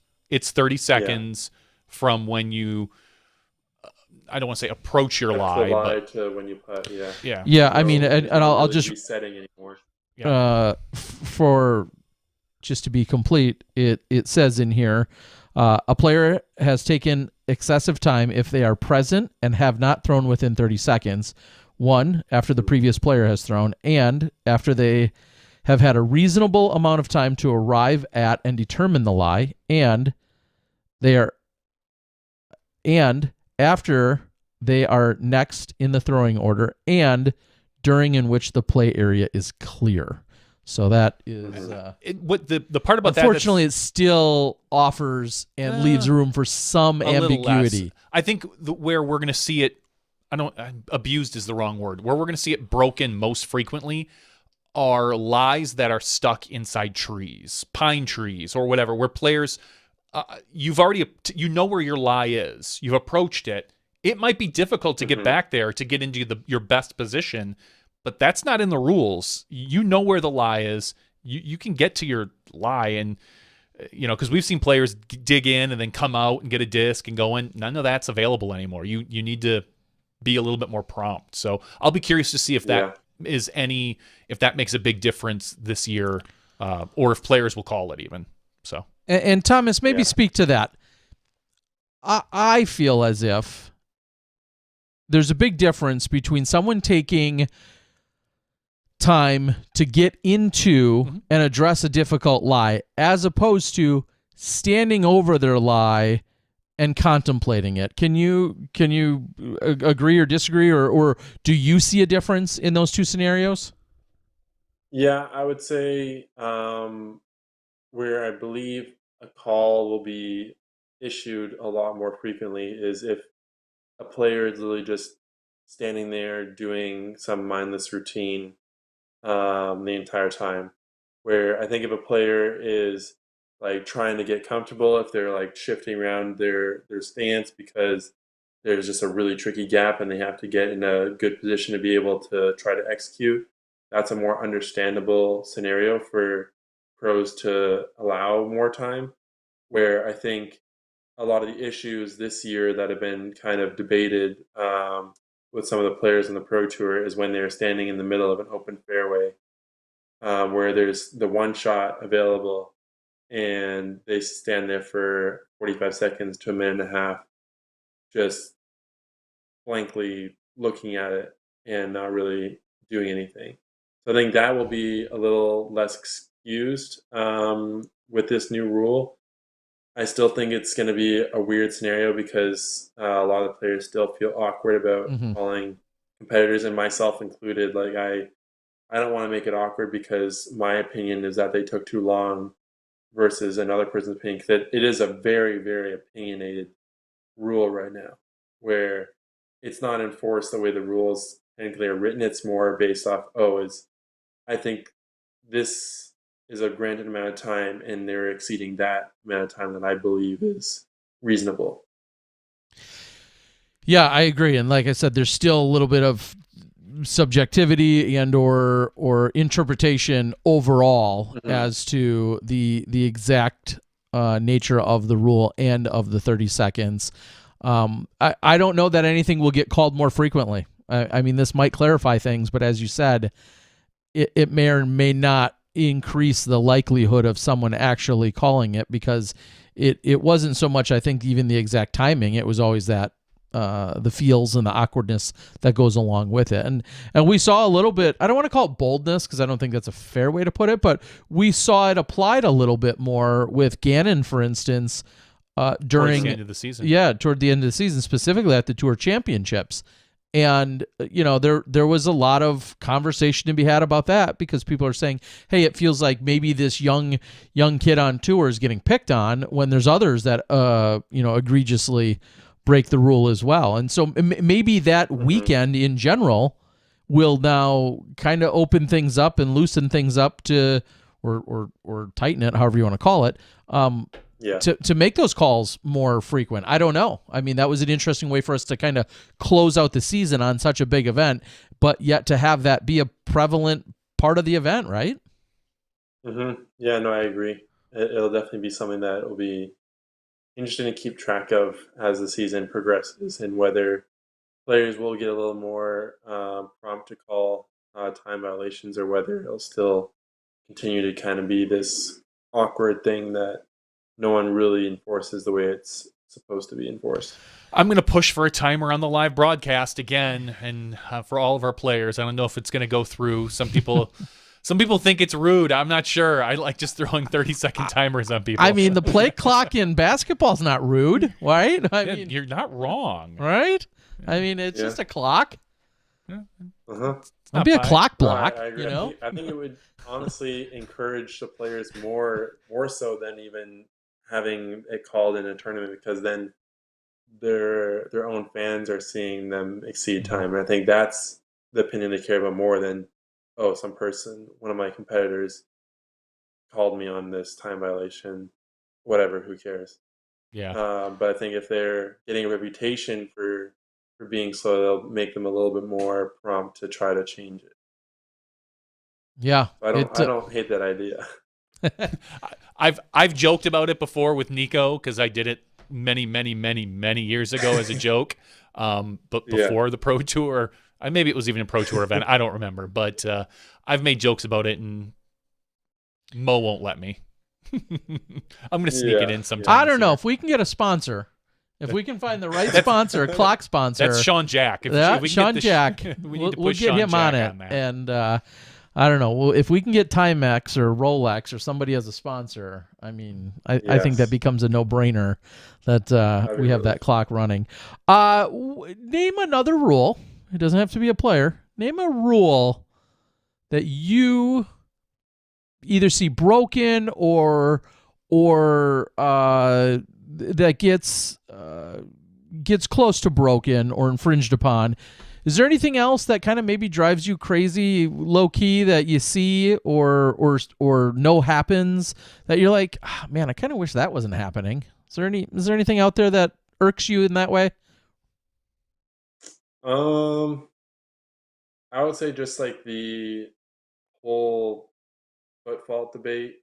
I would say that's a pretty tiring subject where everyone has their opinions. Everyone's so quick to pick it out and say it's a foot fault in a video, because obviously it's a lot easier to tell in a video than it is in actual live spectating of that event, especially when a player necessarily isn't creating like this focus on watching people's feet as they play, because you're thinking about your next shot. You already are visualizing in your head what your next throw is going to be. You're not necessarily thinking, okay, does their foot perfectly in line with their mini, or is their foot landing a millisecond before their back foot leaves the ground, or whatever it is.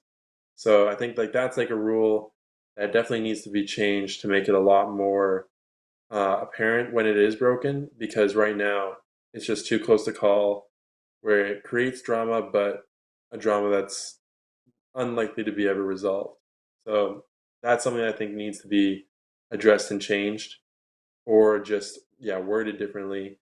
And as well, I think the intentions of a foot fault are different when a player is in the middle of a wide open fairway and they do a long run up and plant a half foot beside their lie, versus when they're in the middle of a woods and they take that same half foot to get an extra little inch around the tree. I think the interpretation of a foot fault can also be improved. I don't know how you would word that to try to really make that clear.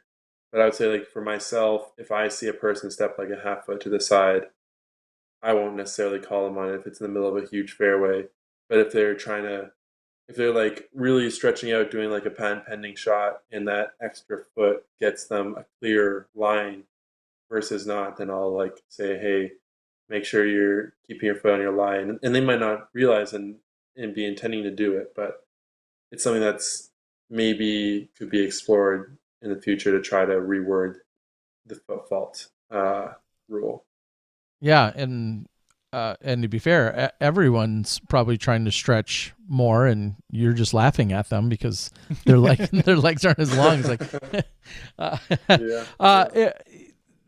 for some people know this, and maybe most don't, but within the Pro Tour, there is a Facebook player group that is pretty much exclusive to the players and certain players within the Pro Tour. I don't know if it's just that you have to have a card or I know there's a cutoff and a threshold to be in this players group. Is that players group on Facebook, which is a private group, do you feel like that is a representation of then how play behaves on the course as well? So I guess what I'm saying is within that group on Facebook, and I don't need any specifics or names, but within that group on Facebook, do you feel as if that is representative of how things play out on the course, or is there maybe some more boldness or confrontation that takes place on the Facebook group as opposed to out on the course, or vice versa? Are they nicer on Facebook than on the course? I would say it's pretty similar, where like you'll get posted a topic and or something that is brought up that is concerning all of the players, and we'll all kind of maybe pitch in our opinion on it and kind of like just hear each other out. But I would say it never gets like aggressive or anything like that. It's more just this person's version versus the other person's version, and seeing whose opinion might sound more intelligent, and kind of players to just kind of roll with ideas to see what might sound better. But honestly, it's pretty common to the kind of talks that we have on the course where we're just checking in with stuff. It's mostly just to prompt us for like events stuff with the Disc Golf Pro Tour, where they'll announce like the interview schedule or something like that, or remind us that we have like a registration or some kind of media that's happening in that Disc Golf Pro Tour event. Yeah, and so overall, you'd say it's pretty civil. Yeah, definitely. Well, that's too bad, because it could be really entertaining if it weren't. Awesome.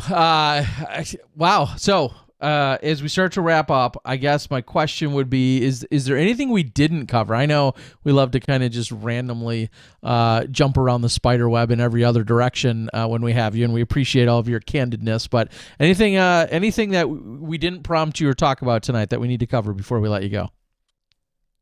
Nothing that I can think of. Just, yeah, looking forward to the new season coming up. I know that there's a lot of exciting stuff to happen, and looking forward to seeing what the tour will bring next year. I know payouts are a big discussion for next year as well, so hopefully that can be something that's increased as well. I know a lot of the Pro Tour players will enjoy that, but yeah, overall nothing super pressing that I can think of.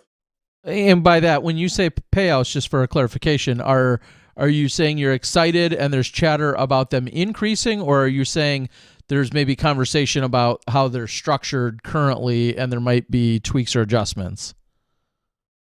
I would say just more like the trend of where payouts are going, and I know that Okay. there is talks of bigger sponsorships for the Disc Golf Pro Tour. Sean Jack, I'm sure, has been working like a madman to get bigger, better payouts to make the Disc Golf Pro Tour be this big, grand grail of disc golf tours. So I think that's a really exciting thing that a lot of disc golfers are looking forward to, and I'm also curious how that'll kind of translate into the overall like public view of professional disc golf as well. Yeah, and as a side note to all of that, if the Disc Golf Pro Tour continues to really distance itself in terms of just how elite the events and the payouts are, you have to wonder, will there be any fallout when it makes it that much harder to convince you to go play an A tier where first place is only, I'll use it in air quotes, is only 1,500, because you guys have gotten used to such significant payouts where you're thinking, wow, maybe I will just take off the weekend. I don't know if I care about winning this A tier. First place is only $1,200. Which of course I'm using that in air quotes, and I know those are all the contributions are significant, but I just wonder, think ahead, put a little bookmark here. We wonder in a few years if that decision to take a weekend off might actually become easier, because you guys have elevated so much with the elite events. So we'll see. Yeah, I think it's a strong possibility. Yeah. Future. Well, as long as I keep seeing you in places like Florida and all the other fun A tiers week in and week out, I'd be good with that. We wish you, of course, the best of luck. I don't know if we've seen anyone in recent times, in current modern day times, go pick up back to back or dominate any swing down in Florida in a while. I'm sure Johnny and Kenny and all of those guys have done so in their day, but that's tougher and tougher to do. So best of luck to you this weekend. Any final shout outs, sponsors, thanks, anything else you want to give to the rest of the world before we cut you loose? Thank you to you guys for having me on once again. Thank you to my sponsors, Prodigy Disc and Diameter Apparel. And big shout out to all the Canadians up there rooting for me throughout the tough temperatures and cold times. I know that they're really jealous and excited for me and the opportunity I have down here. So I want to give them a big shout out and say thanks for all the support. Well, pick up some palm tree leaves or something and wave them at them this weekend. Bring them home. Stick them in your luggage, and then here's some dead palm tree leaves for you guys for my time as your souvenirs. Well, Thomas, again, congratulations. Solid play this weekend. Taking down some very tough competition, and the Chain Hawk Open number 10. And again, we wish you the best of luck at the SFO, and looking forward to seeing you sometime in January, probably in somewhere else warm and another big event. So best of luck to you. All right. Thank you, guys. All right. Have a good night. See ya. Thanks, Thomas. All right. Again, your champ this weekend, Thomas Gilbert. What a cool feeling. And how cool for him, as he was saying, that almost 5 years to the day from winning his first, big amateur A tier to then, of course, he's won in between quite a few events, but to pick up another A tier and to do so over the likes of Johnny McRae, Calvin Heimberg, Cole Wareheim. Lots of good guys. So good times, and congratulations to him yet again. That's awesome. It is. And clearly I have some rules to read up on, which I am genuinely excited to sit down and fully digest. I know there's been a lot of chatter about almost all of them, so I am excited. Most of them are just clarifications of the ones we didn't cover. Christy brought up another one that was kind of interesting, just that you have to be on your tee, so to speak, at the beginning when the round starts. Even if you're fourth on the box, you can't show up late. You can't, if the other two players have teed, you can't go running up even if you're fourth on the box. Really? You have to be there when the event starts. Otherwise, you're fully disqualified from the round? I assume you missed the hole. Or that's when you just missed the hole. I assume you missed the hole. But I don't know. Can't be certain. Oh, I wonder why. I don't know either, and I said the same thing. You have 30 seconds to throw. I understand that. Yeah. But I can also understand that if you're, let's just say you're playing in a threesome, there's a guy that's not around. Sure. You can't be in a twosome. We've been in this situation where it's like, okay, you go to this hole, you go to this hole, you split up before the round even starts. You're like, all right, well, we got to do it, and then suddenly this guy comes rolling up like a minute and a half later because you couldn't find him. I can kind of understand it from that perspective, making sure you have a secure group to begin the round. Other than that, I don't know what the advantage would be one way or the other. But I can see it for clarity. It's not a rule that I'm upset about, or it's a fine clarification.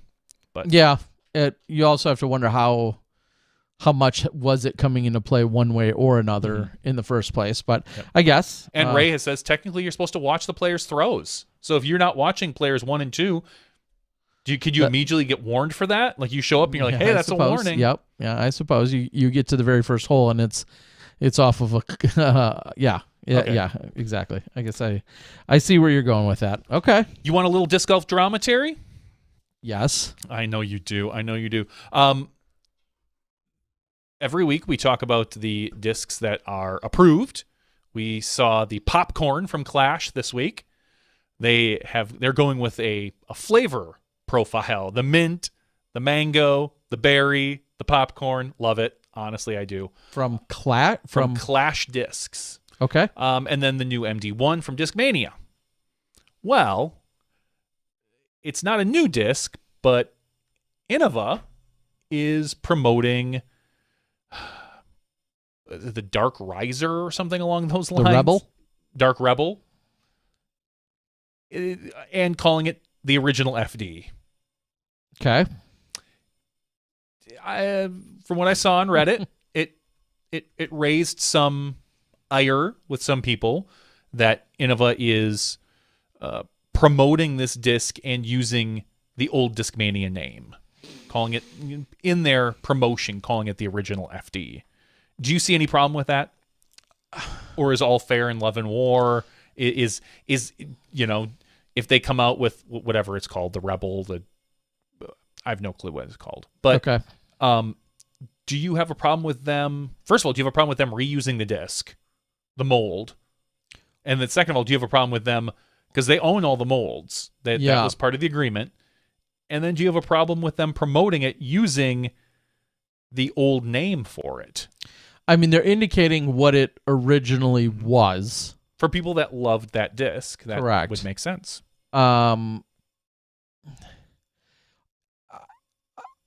Regardless of what I think, I'll tell you, I think this is going to continue to happen more. I think anytime a manufacturer is producing a disc for someone else of any brand, sure, there's always going to be, unless they have some of this obviously in some kind of contract or writing, there's always going to be the potential for them to make reference to it. And we'll just make up a wild example of Latitude stops making the dynamic disc Judge. They stop molding the Judge for dynamic discs, and then they come out with a disc, and then they say, previously the Judge mold. Mm-hmm. Yeah, I mean, that's obviously in kind of a similar scenario. It would be. And this is totally made up here, hypothetical, but it feels like it's in that similar. Now, this always is going to come back down to the agreement or not, the handshake or pen and paper agreement that was initially set forth and bonded between UC and Innova. Yeah, I think they might even be literally calling it the fairway driver or something like that. I'm not 100% sure on that, but I personally don't have a problem with it. I think some people are, as is the internet to do, is blowing it a little bit out of proportion, but it's interesting the way things will go, especially in the future, as we see more and more disc manufacturers pop up, and a lot of them are just having their discs molded through other companies. Some of them are getting their own. For instance, like Clash Discs, I know nothing about them. They could be molding their own plastic. They could be getting it done from another company. But what's the the fairway disc? Oh, it was a new disc 2 weeks ago. The fairway disc from Innova Champion Discs. It was reapproved probably. Yeah, which is funny that some of these have to be resubmitted or reapproved. And again, I don't know all the technical standards and the reasonings for that, or if they just want it really, because the MD1 existed, right? Yep. But then But this is a whole new mold. correct. So they have to get it reapproved. I don't know why this disc particular had to be reapproved. I don't know if it's just for the name, just to put the name down in the books. Well, so to yeah, speak. and just like you see, as you scroll down, you see, it says, it's Innova. go back, click back one, and as you're looking at it, it says new disc approved, PD, quote unquote, new from Discmania, new FD. Those were discs that they've already had. Now, yeah, there's some technical standards that I'd have to read up on to find out all of the. I'm guessing it's honestly for this. I'm guessing it's a naming convention that you have to have a specific disc for your manufacturer named something for the PDG to approve it. Because Discmania kept all the naming rights, but Innova kept the molds. Sure. So I would go on a limb and say that's more than likely the case. So either way, it's an interesting thing that we're seeing, and we may see more of in the future. Yeah, I think exactly that. As someone saying on the board, Wasn't the FD just like two different Innova molds put together or something originally anyway? I don't know. I'm going to tell you guys, the Cloudbreaker and the Destroyer. Okay. Someone had said on the board, I'm curious, companies like Thought Space Athletics, they have their own discs, but are they just other manufacturers using their own mold and plastic, but putting Thought Space Athletics' name on it? Yeah, that's exactly along the lines of what we're talking about here, but on a slightly smaller scale. Thought Space Athletics, I believe, are being produced by MVP and are being molded, I believe. I could be getting my companies mixed up by now, but I believe they're being molded. Now, are they actual MVP molds that have been renamed, or is MVP and Thought Space Athletics creating truly their own mold, and then MVP is simply molding them for them? Again, we continue to go back to the number one case in point being the Discmania and Innova relationship, and even prior to that, you had a Millennium relationship along with Innova, and then also back in the day, you've had a DGA relationship with Discraft and a DGA relationship with Innova way back in the day. Your number 5 roller, I think, was a Cobra or a Stingray way back in the day. Exactly. So, believe it or not, some of this has been going on longer than a lot of you realize. And to me, I to this day find it hilarious when somebody says, "Oh, I love this disc. I love this mold by company X," when really company Y makes it and it's just a different name on it. But hey, branding, marketing, I understand those all have their own power and they have their own place in this world, but it blows my mind when somebody they'd run out in front of a bus for this particular disc, but really it's the exact same one as this disc over here, but that one's not the same, or they don't like it, or they don't trust it.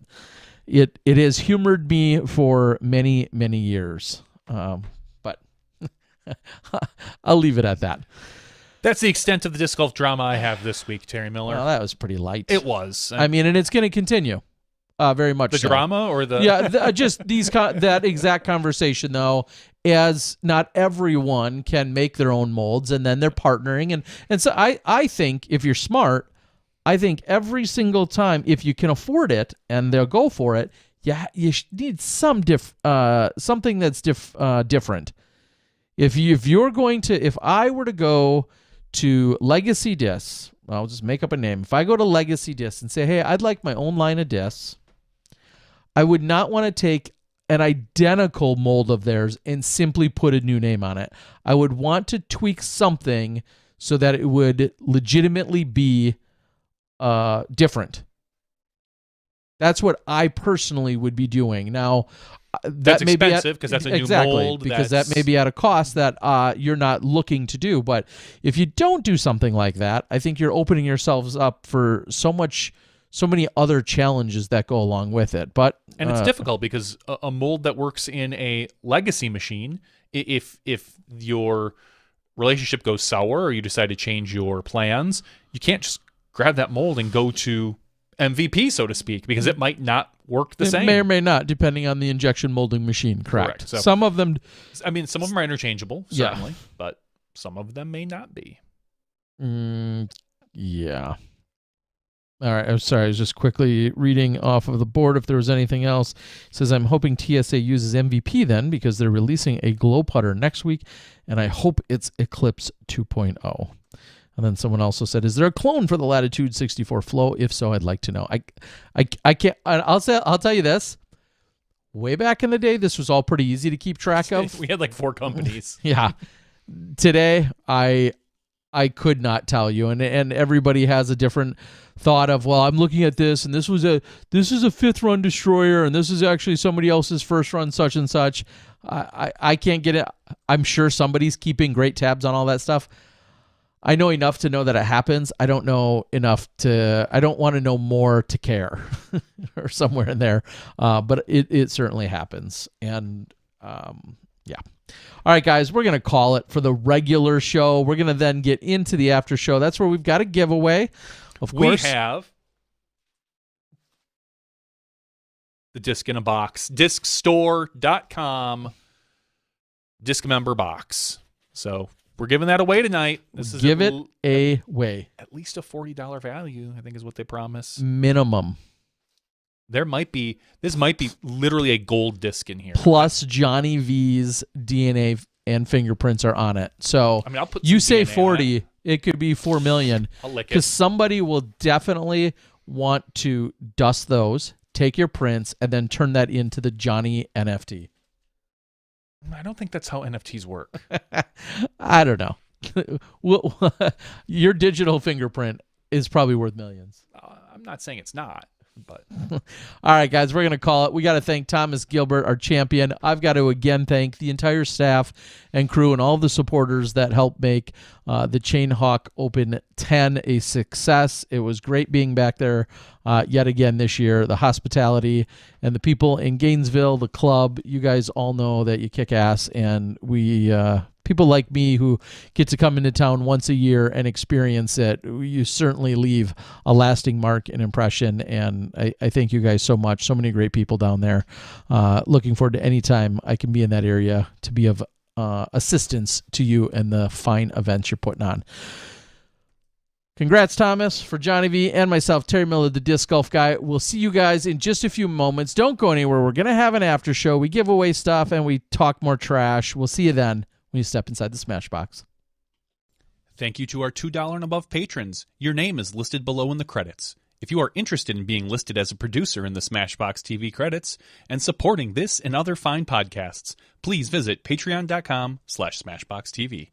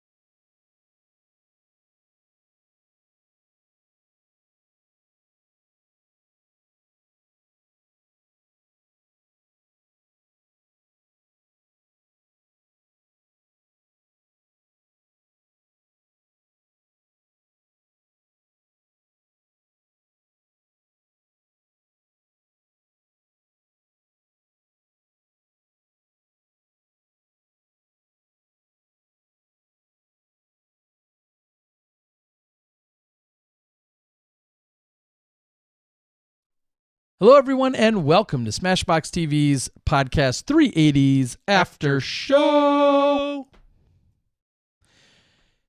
Johnny V, Terry Miller, Disc Golf Guy. Here we are. We are here. I'm going to throw it out there right away. I got a message late last night from Dinko over in Croatia, one of our many single Croatian listeners. Dinko said he heard his name for his birthday last week, and it put a smile on his face, and I'm glad to do so, Dinko. Thanks for being amazing. Hoping hoping to get back to Croatia at some point for all of the shenanigans that can take place over there, and the serious disc golf, the super serious disc golf that also unfolds. I think they just had the jingle in the hills, or they're about to. Yeah, looking forward to it. Anyway, Sarah Holcomb celebrated a birthday yesterday, our 2012 world champ.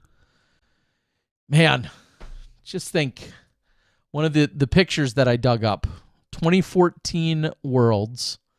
Everybody went out not everybody, a lot of people went out in Portland that final night, and it's so great to dig through some old pictures like that and then see how so many things have remained the same. So many, and I mean that in a good way. I know that could sound negative, but in a good way. Just the memories, and to think also that was 7 years ago. Like, as feel good as all those memories are, I also think, wow, some people are getting older. I mean, not like me. You? I mean, some of those other people. It's but anyway, happy birthday to you, Sarah. Did you play any golf this weekend, Johnny? Did It was beautiful here in Wisconsin, I heard. Yeah, No? no, actually, I didn't. No? Okay. No, I know a few of our friends went out and got some rounds in. They did. And I saw some wintry, snowy mixes, some disgusting stuff. And then I think a couple of our friends even played some more golf today. It's you weren't partaking in any of the... Well, no, because I work a full-time job today. Oh, gosh. So did I. Let's... No, you didn't. No, you don't. Yeah, I do. No, you don't. So, no, this weekend, I actually did volunteering. Again, remember, we threw that in quotes last week. The volunteering for the swim for my son. Mm-hmm. I was a timer on lane 2. Ooh. Which, if you know swimming, the fastest lanes are the middle, and they go as you go out. It tends to be the slower times, and then different heats. So. Is this physics? You say the faster lanes tend to be. Do they seed the fastest player? They seed the fastest players, people fastest in the swimmers. middle. They seed them in the middle. Mm-hmm. Explain this. I honestly am not sure. The physics to this. The physics. I would assume that that they almost want it to be like a V. And does that then hinder the wings more, so to speak? I would assume so. Does that hinder them, or does that? I would guess so. I have so many questions. I've never really looked into it. It's for as you long were as a swimmer, for God's sakes. How do you not know this? It's not like you get to pick your lane. You go. If you're fast, you. No, I'm just saying you don't. No, okay, I'm just saying you should know. I would expect someone smart or like you would know all of the ins and outs to this. There is drafting in swimming. If you can get into somebody's wake on a lane next to you, if they're close enough to the lane line and you are close enough to the lane line, you can quote unquote draft somebody. You can get in their wake. But that still entails my thought always was that still entails me being behind them. That's not where I want to be. No. My goal is to be in front of them. Of course. No matter what. And so yes, there is, I'm sure there is some physics to it. I've never really looked into the actual physics of it, but I need to know, people. I'm sure there's somebody out on the board that can break this down for us as to the math and the physics and the advantage. I'm sure there's got to be a and the YouTube reason video. and logic. There's clearly all of that is there. There's got to be a YouTube video on it. Yeah. So well, I mean, we're on the YouTubes. That's why we have all these smart people all here. But this was my first time doing timing like this, and I screwed up the first time I did it. Of course. So you hit one of the 2 wrong buttons. So they hand you 2 stopwatches. And you're supposed to rotate back and forth between the stopwatches in between heats. So for heat 1, you do this. Heat 2, you do this one. So I can see where this is going already. That's not where I screwed up, actually. So you watch the starting light, because the light will go off with the sound, but the light travels faster than sound, so they assume you're going to hit it. You're going to hit your timer a little faster. Okay. on your stopwatch. And now as a timer, you're a secondary timer because really the touch timer in the pool is the primary timer. But these kids don't always touch the pad. They'll sometimes reach for the top. They're anywhere from 8 years old up to 14. I need to know the PSIs on these pads, but that's secondary. That's a whole secondary thing. And so my job was to watch the light, start a timer. When the kids come in to tag, I need to pick up a plunger that's sitting there like a almost like a buzzer, like a game show buzzer, and in sync watch the kid touch and then hit both the buttons at once. Look at my time, check the time on the board, write my time on a piece of paper, and if my time is more than a half a second off the board time, make a mark so that they can look in case they call it what's called a soft touch.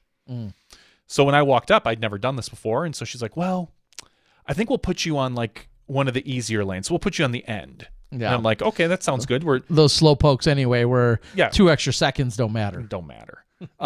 But what they fail to tell you is, just like everybody, the slow kids are the last ones to finish, which means you have no time to do anything else before the next heat. Because the kids don't get out of the pool. They sit underneath the blocks. The other kid jumps over them, starts it, and then the kids get out in order to keep things moving. Because if you had to wait for every kid to get out of the pool, it takes forever. Sure. So that, which is the purpose of the 2 stopwatches. So you can have one. And I barely used the 2 stopwatches until the very end of the day when they were doing 50s, which are very fast. But the very first one I messed up was I grabbed the stopwatch. I timed it. It was great. I walked up. I watched the kid go and touch, and I stopped the stopwatch. And I walked back and wrote down the time. And the woman next to me who had never done this before, she looks at me and she goes, "You forgot the plunger. Forgot the other timer." And I was like, "Oh, yeah, I did, didn't I?" So I messed up the very first one. I was good after that. Thankfully, of course, it didn't matter. I think all day I had one kid in my lane that won their heat. Not even their race, just like their heat they happened to win. But overall, it was fun. It was actually a lot more work. I didn't get a chance to sit down at all. It was a lot of quickly writing, looking at times. That's the hardest part, is looking at your timer, looking at the timer, and having a chance to go and write down your time before the next one starts, because they clear that board really fast. So you need to really kind of be on the ball. I missed it at least a dozen times. So I would just write down the time and hope it was close. I'm not gonna argue. And then you have all these young kids. Some of these kids, this is their very first meet, so they're coming up to me asking me questions like, "Sir, do I have to touch the wall and then do a flip turn?" And I just look at them and I know the answer. It's like, no, you flip turn and that is your touch, you know. But you're 8 or 9 years old, and I look at this kid and I go, I'm sorry, I can't really answer that. You have to ask your coach. Talk to your coach, you know. So it was a lot of fun. Did any kids drown? No, but one looked like they did. If you know the breaststroke, you know that it's you're constantly bobbing up and down. And there was one 8 or 9 year old girl who barely got over the water when she came up for her breath, and it looked like she was drowning for and she was slow, like heat 1, like right in the middle lane, because I think she was the only person in this heat. So she was like the very first person to go, the slowest time. Everybody sat there and waited while she just moved. Nobody cares, but just watching her bob up and down, I was thinking, she looks like she's drowning. And she wasn't, thankfully. But no. Nobody drowned. Watched a lot of kids get disqualified. Because jumping too early? No, wrong stroke, or they don't do something right. Every stroke has a specific, like for the breaststroke, when you jump off the board, you can't take more than 2 strokes underwater. You can only take 1 stroke underwater, and your next one has to be coming up. So I saw one kid do that too many times. Is there somebody watching every lane? There's an official, judge for every lane? For every 2 lanes. So they stand between the lanes, they watch it. Then there's an official that walks up and down the pool. You see kids that are supposed to do the breaststroke that will suddenly like break into a freestyle kick instead of like the frog kick that they notice. Kids that like for a backstroke, you know, you basically get arguably 1 stroke kind of on when you're on your belly, because when you get to the end of the wall, you need to flip over to do your flip turn from your back to your stomach. And there's kids that don't know how to time it from when they see the flags above them. That's 5 meters. And usually for an adult swimmer, it's about 3 to 4 strokes. For these kids, it can be anywhere from 7 to 10. Sure. And so they time it wrong and they roll over on their belly and they're still like a half a body away from the end. And so then they like roll back to their back and like try to do a stroke and then roll back to their stomach and flip turn. Inevitably, they almost all get disqualified for that. And, Okay. And so some of these kids take it a little too personally. Some of them are just like, whatever. Every kid comes out and asks me, what's my time? And I'm like, I just say, look at the paper, but that's not official. Yeah. So overall, it was a fun time. I enjoyed it. I need to do some more quote unquote volunteering yet in the next month or two. I'll probably do timing again because it was fun, or I could try to pick one of the really, I mean, you sound like a pro now. I pretty much have it down. I'm pretty much an expert. Okay, well, David, are you still in Thailand? That's my first question, but he is out here replying, saying the waves certainly affected. I had no doubt about being off on the wings. It seems inherently like I'm not a physicist in any way, shape, or form, but I would think it seems like a disadvantage if all the fastest people are, in fact, in the middle. I just want to know like how this was all devised from day one, because in track and field, spoiler, I was not a track and field superstar. I ran track one year. I was actually in the 200 meter, but was another life. In track, there's clearly preferred tracks and lanes there too. And it has obviously nothing like, you don't want to be in the middle one when it comes to track and field. If there's 8 lanes, 6, 8, whatever, you don't want to be in the middle one there. So, and obviously understands physics and all this other stuff. So that's why I ask. This is all out of legitimate ignorance. I know you're not surprised. Anyway, David says, I was in the state championships and the waves will slow down. Water is thinner in the middle. Made up physics. Okay, yeah, I was going to say that doesn't sound right, Tim, but you got me to read it. The fastest swimmers get the least amount of those waves, and the slowest swimmer get the majority of those. Swimmers in lanes 1 and 8 are also swimming blind, meaning half the time they are swimming, they can't see anyone else in the pool. Waves and visibility, then see your competition. So, okay. Neither of us threw discus. No, Tim.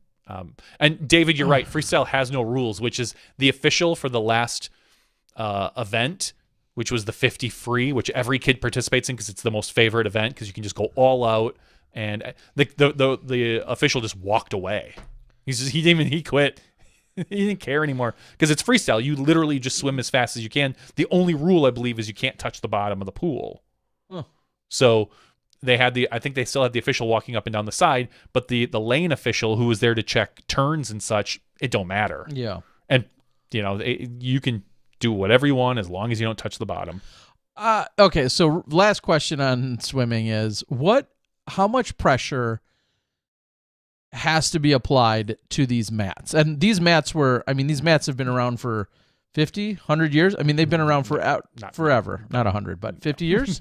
No, probably not. Not to this degree of technology. Yeah, because they're all. I mean, how about when you were swimming in high school?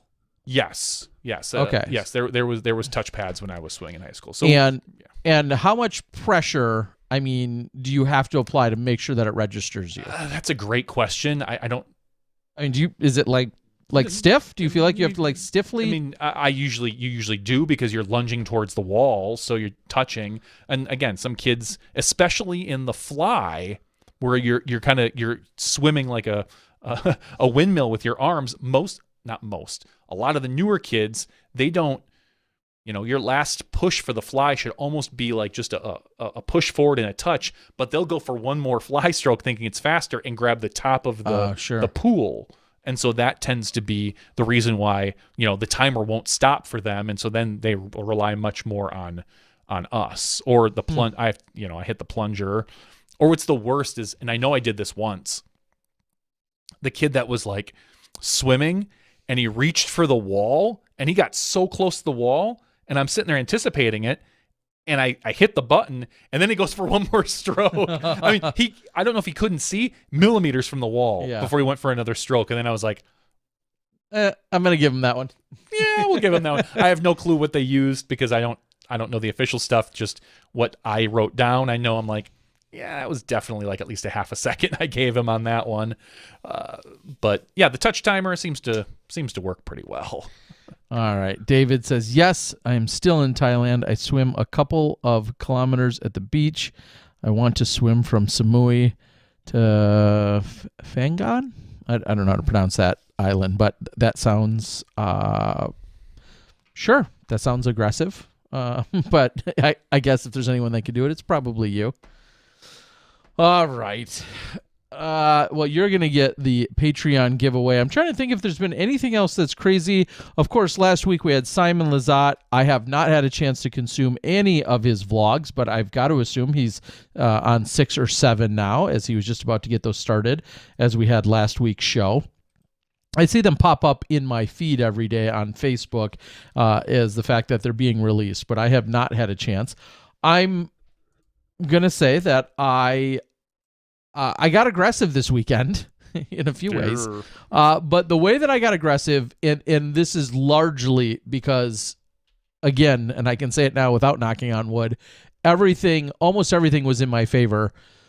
The rounds this weekend were just shy or just barely north of 2 hours. Timing was awesome. And I know Thomas talked a little bit about, relatively park style courses. I want to say it was a par 54 and then maybe a par 56 or 57 course. You didn't have 500-foot corridor shots with a ton of danger and a bunch of par 4s and par 5s. Everything was just very fluid. Things were moving along really well, even for being the last 2 cards of the day, whether it was the feature card or the second to last card or the chase card, whatever you want to call it. All of it flowed incredibly well, which has a lot to do with the spotters, the staff, all of that. The rounds were about 2 hours, which just felt like almost like a casual round of golf. Like if 4 guys were just going to go out and play, about 2 hours to play this course or both courses. So with that and getting done a little after, we started at 1:50 or 2 o'clock each day, which meant we were done a little after 4 or right on 4 or just after. By the time I got back to my hotel, 10 or 15 minutes later or 20 one of the days, I was able to download and then get right to single camera editing. And again, single camera editing, as you can imagine, is a million times easier than throw and catch cam, largely because I knew every single thing that I had captured, and there's only one of it. And secondly, you're not looking at your trusted counterpart's effort. And did they get this shot? Did they not get this shot? When should I bring it in? When should I cut out of it? Is their shot marginally better than mine, or is it wildly better than mine? Should we use them for the entire shot? You don't have any of that decision making, and obviously it's a little bit creative and subjective, but all of that's taken away when you have the one and only camera view. So with doing that and putting together a rough edit and then bringing a solid microphone, I said, well, I'm not going to wait around to try and get any other pros or mess with any of that, and just did solo commentary. Adobe and my precious little computer worked flawlessly throughout the weekend. Literally not one crash at any point. Are you on the new version yet? I'm on the latest, and I'm using Windows 11 now. Mm-hmm. Every single one of the exports went off without a hitch. And then the internet, I think I had like 273 up. That's pretty solid. Which, just to put it in perspective, probably a 300 by 300 connection, something like that. I have 100 by 15 at my house. Johnny here at the studio. You need to talk to them because they don't even offer that speed anymore. Yeah, anyway, it's like 200 minimum now. The internet was the fastest I think I've ever had at a hotel in my life. So something that would normally take at least an hour to upload took under 4 minutes. Oh my God. I wish I had more stuff to upload to the internet. So everything went well. And the only thing that slowed me down the first day is I had mic'd up Casey White, which was the first time I've ever released footage with a mic'd up player. And I very much presented it to him and said, hey, I've never really used this before. If you'd like to do it, I'll make no promises as to what I use or don't use. I have no idea. I don't know how it's going to sound, all this other stuff. If you don't mind wearing it, great. And if you do, then just tell me. And he said, no, I'll wear it. So he wore it. And then same thing, similar to cameras, you have to think about, okay, well, is this interaction, do I just have the audio or was my camera rolling? Because you always have his audio for the 2 hours, but you don't necessarily have the camera rolling the entire time. So then you have to decide, if the camera is rolling and you pick up his audio, is it in any way going to add or detract from the actual footage? Is he talking to himself? Is he whistling? Is he doing whatever? And then swearing like a sailor. Yeah. And then you have to really decide, hey, do I leave that in as well? And that was a really interesting learning experience for me. It was just him. He, sometimes he would be walking down a fairway and he'd be talking to somebody else in the group, and then I would make sure to hit record and kind of walk with them and hold the camera as steady as possible. It was just really an experiment for me more than anything. And Casey didn't have his best round, and he got a little frustrated with himself. I felt like it was still very self-contained, and some of which I left in there and some of which I took out. And for the most part, people seem to like it. Now, of course, everyone says, well, I wish, he wouldn't have got frustrated or maybe been a little down on himself. But overall, it just hearing some of his insight, even if it is chatter to yourself, some people seem to enjoy. And I know I am not breaking any ground here. I know this has been done by others. This is the first time I've ever attempted it. And truth be told, I don't watch anyone else's coverage, so I kind of came into this a little bit blind. Yeah, so you've never heard. There's more of an art to this process than just standard shot-by-shot coverage, which is really just paint by numbers. Correct. I mean, don't get me wrong. It is. With shot-by-shot, you do, like you said, you have to decide, do I take it as a better shot, this one or the catch cam or the throw cam? But ultimately, you're making that determination. It's usually not too difficult to do that. But with mic'd up players, you have to decide, the one of the big criticisms that I had with the one time, I'm going to say this, the one time I think I listened to the Jomez mic'd up player, I think it was Bradley Williams. Maybe it was for Waco. Okay. I don't recall offhand. But he was mic'd up, and then the commentators just spoke over him the entire time. So you could hear him, but he was on in the background. It didn't feel like there was ever any not interaction, but there was never any focus. You couldn't on observe him. it. Yeah, there was never really a specific focus. Like, we're going to really sit and listen to this. It was almost like the commentators didn't know what to expect. Didn't know or Jomez didn't say, "Hey, from here to here, we're going to let Bradley talk." It just kind of was like another layer underneath of theirs. And sometimes it was cool, and sometimes it was like, whatever. So there was that. And I've not watched anything other than that. So it could be completely different by the end of the year when they maybe had this down as a better science. But maybe I'll go and listen to yours, because I think there could be some really cool times when you do focus just on player interaction. Well, without commentary. I'll say all of that it perfectly can fit into then my style that I took this weekend, in the sense that I filmed it, I edited it, and then I'm going to do the solo commentary. So So I know exactly when someone's going to talk. That's where a Germ and a Sexton or a Yuli they don't have that advantage. They don't necessarily know when somebody's going to interact or have a 1 minute interjection about an OB call or something funny. And so they may not have any form of cue as to, hey, we need to stand down or we need to listen to this or whatever. Me being the one-man operation, I kind of had all of those advantages. Or even if I got to hole 14 and I was starting on with a thought, off the tee, but then Casey would start talking, I'd be like, oh, hey, I can shut up because here's where I left in a part where Casey talks for 30 seconds. Those are all to my advantage, and I 100% recognize that. So sometimes I almost hate bringing up differences because it's not to make anyone sound better or worse. No, these are just, and this goes 100% to the whole editing efficiency in the first place. Some people are like, that's crazy you got it out same day. Again, I was one camera. I'm not dealing with a catch cam. I didn't bring anyone else and rely on anyone else for commentary, so we didn't have to wait till later that night or the next morning. My computer happened to work great, and the internet was insane. I had everything going for me to have the fastest coverage I've ever had in my life. But all of these pieces had to fall into place. And there's plenty of people that I'm sure watched or turned off from watching and said, I don't want to watch or listen to this. This is one cameraman just talking that is doing the commentary, and I don't like that. I'd rather have two pros in here giving their insights, whatever. I'm good with that as well. But to me, all of those other things lined up for a bigger win than a little bit of the drawback that could go with it. And after doing the first day, it almost became my own personal challenge for days 2 and 3. And the fact that I got off the course at like 4:15 on Saturday Eastern, and by 7:50 or 8:15 that night, you could watch the front 9.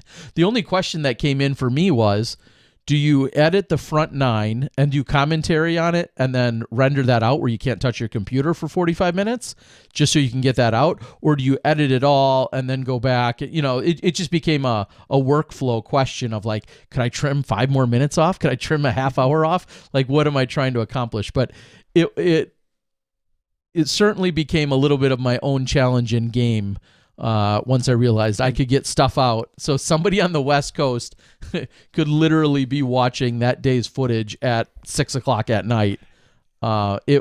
Whereas, as Cole said, my favorite moment of the weekend, before I stopped patting myself on the back, was Cole Wareheim saying, "I'm not home from the tournament yet." He was driving home on Sunday night. He goes, "I'm not home from the tournament yet, but my round is available on YouTube to watch," because he had to drive a few hours south in Florida. So it was a lot of fun. I thank you for the love and the support.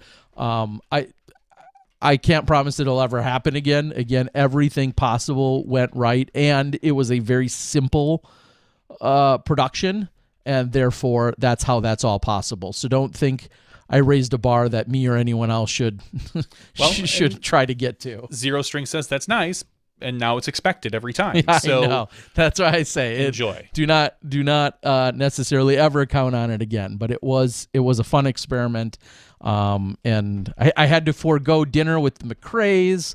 I think Calvin was trying to take me out for ice cream, and I was like, no, I really want to get this footage out. And so I made a few sacrifices, but it was all worth it. We don't have to make any sacrifices, Terry Miller, because we have beautiful patrons at patreon.com/SmashboxTV. Tonight, we're going to be giving away the Disc Member Box. That's right. That's the box that you can get in the mail for $25 a month, and they'll send you this box with a disc and random other stuff in it, like maybe a squeegee, maybe a toilet seat. I don't know what they put in these boxes. Mm-hmm. I've heard they're disc golf related, but I can throw anything. Honestly, it doesn't matter. Mm-hmm. But no, usually T-shirts, stickers, coupons, can openers, bottle openers. I've seen all sorts of cool things in these disc member boxes. If you would like to become a disc member, you can go out to discmember.com and just make a note. Let them know that you heard about it or you are signing up because of Smashbox. And if you heard about it somewhere else, still go out there and tell them you're doing it because of Smashbox. Mm-hmm, mm-hmm. We want to thank Discmember because they help support some of our Patreon giveaways. And tonight we have 181 people eligible for our patreon.com/SmashboxTV giveaway. Terry Miller, how in the world should we give this away? I'm thinking the third number. The third number. So our first number that we generate is 72. Our second number is 38. They are sorted by email address tonight. Our third and final number is 62. 62 is the third and final number. I scroll down, and that's Evan Price. Evan Price, whose email starts with E. Price. Go figure. There's a lot of other stuff on that email, too. E. Price, Evan, congratulations. You are our patreon.com/SmashboxTV winner tonight. Thank you so much, Evan. You will be seeing an email, seeing is the right word. You'll be seeing an email. I was going to say hearing. One come through, and we need to confirm your address. We want to make sure that we have that so we can get this box shipped out to you. And if any of you others have received emails or need to check your spam for an email that's come in, again, every single night when these are put together. We take your email. I, at some point, will send you an email to double check that we have the correct address for you so that we can send your goodies out to us. A lot. Yeah, let me retract that. Half the time, I take a while to get at it. The other half of the time, I'm waiting a while to see or hear any kind of response from you. So, and quite a few of our Patreon supporters actually do not have any address. So even if I wanted to take a chance and roll the dice and send it to you thinking we have your correct address, I have nothing. Man, I can't wait for the day when I can just send stuff to your email address. Actual physical goods. And then your email address tracks you down or something. I don't know. I think that'll be all in the metaverse. Zuckerberg's working on it. I don't know. Do you think... Now, is Facebook going to die? Maybe. No, it's not what I was thinking at all. But it's possible. So my son is 50 feet over there, maybe not even that much. For Christmas, I got him and it's more for the family, but I'm going to put his name on it. One of the Oculus, so the VR, yes. VR things. They're going so heavy on that. Yeah, they are. Do you foresee? I think we even envisioned this like 5 years ago, a time when we will do our show and put on like a VR headset, and we'll be surrounded by like we have our mini studio audience, of course, but seeing people in like the metaverse. Where we on Tuesday night we have our chat and they're all we can see like their avatars, we can see Tim Courts, who, is a huge Terry Miller fan, so he makes his avatar look just like Terry Miller. I mean, it's a little weird, Tim, but we get it. Whatever. Do you foresee a time when we do that? Probably. I think it'd be fun. I don't know.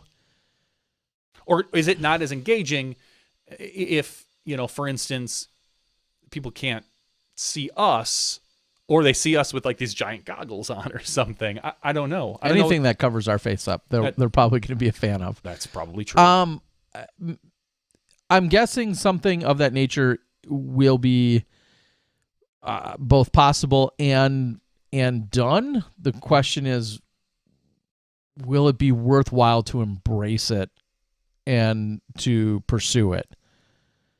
And I only say that because I've had very limited exposure to the entire VR stuff. Same here. This will be and AR stuff, whatever. Kind of thing. I don't know why, but so far, and granted, I don't know if this is a fair analogy or assessment either. I'm so not a sci-fi guy at all, but anything VR or AR, all of that thus far, any exposure or experience I've had with it has been wildly unappealing and underwhelming to me. And I'm not saying it's not cool, and I'm not saying it's not going to be a thing in the future, because everybody's betting on it and assuming and putting billions of dollars into the research and development of it. I think it certainly can be a thing. It just so does not interest me at all, the little I've been exposed to it. And so, as you're asking, is that something that we'll be doing? If it's the no-brainer, assumed preferred way, yeah, then maybe. But I don't see it for a while. Yeah, I agree. I don't see it for a while, but we don't plan on going anywhere, folks. And if you up your Patreon pledge, to just like $1,000 a week, we can make sure that we will. This will be all virtual VR. We'll go all VR. Yeah.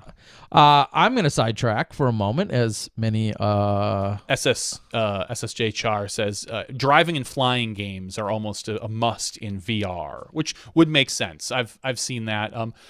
One of the games I want to try is like Beat Saber, which is more or less a tap game, almost like Dance Dance Revolution, except you've got like 3D and you're using almost like drums sort of thing. So I'd like to try that. I heard there's a fun putting, like mini golf game in there.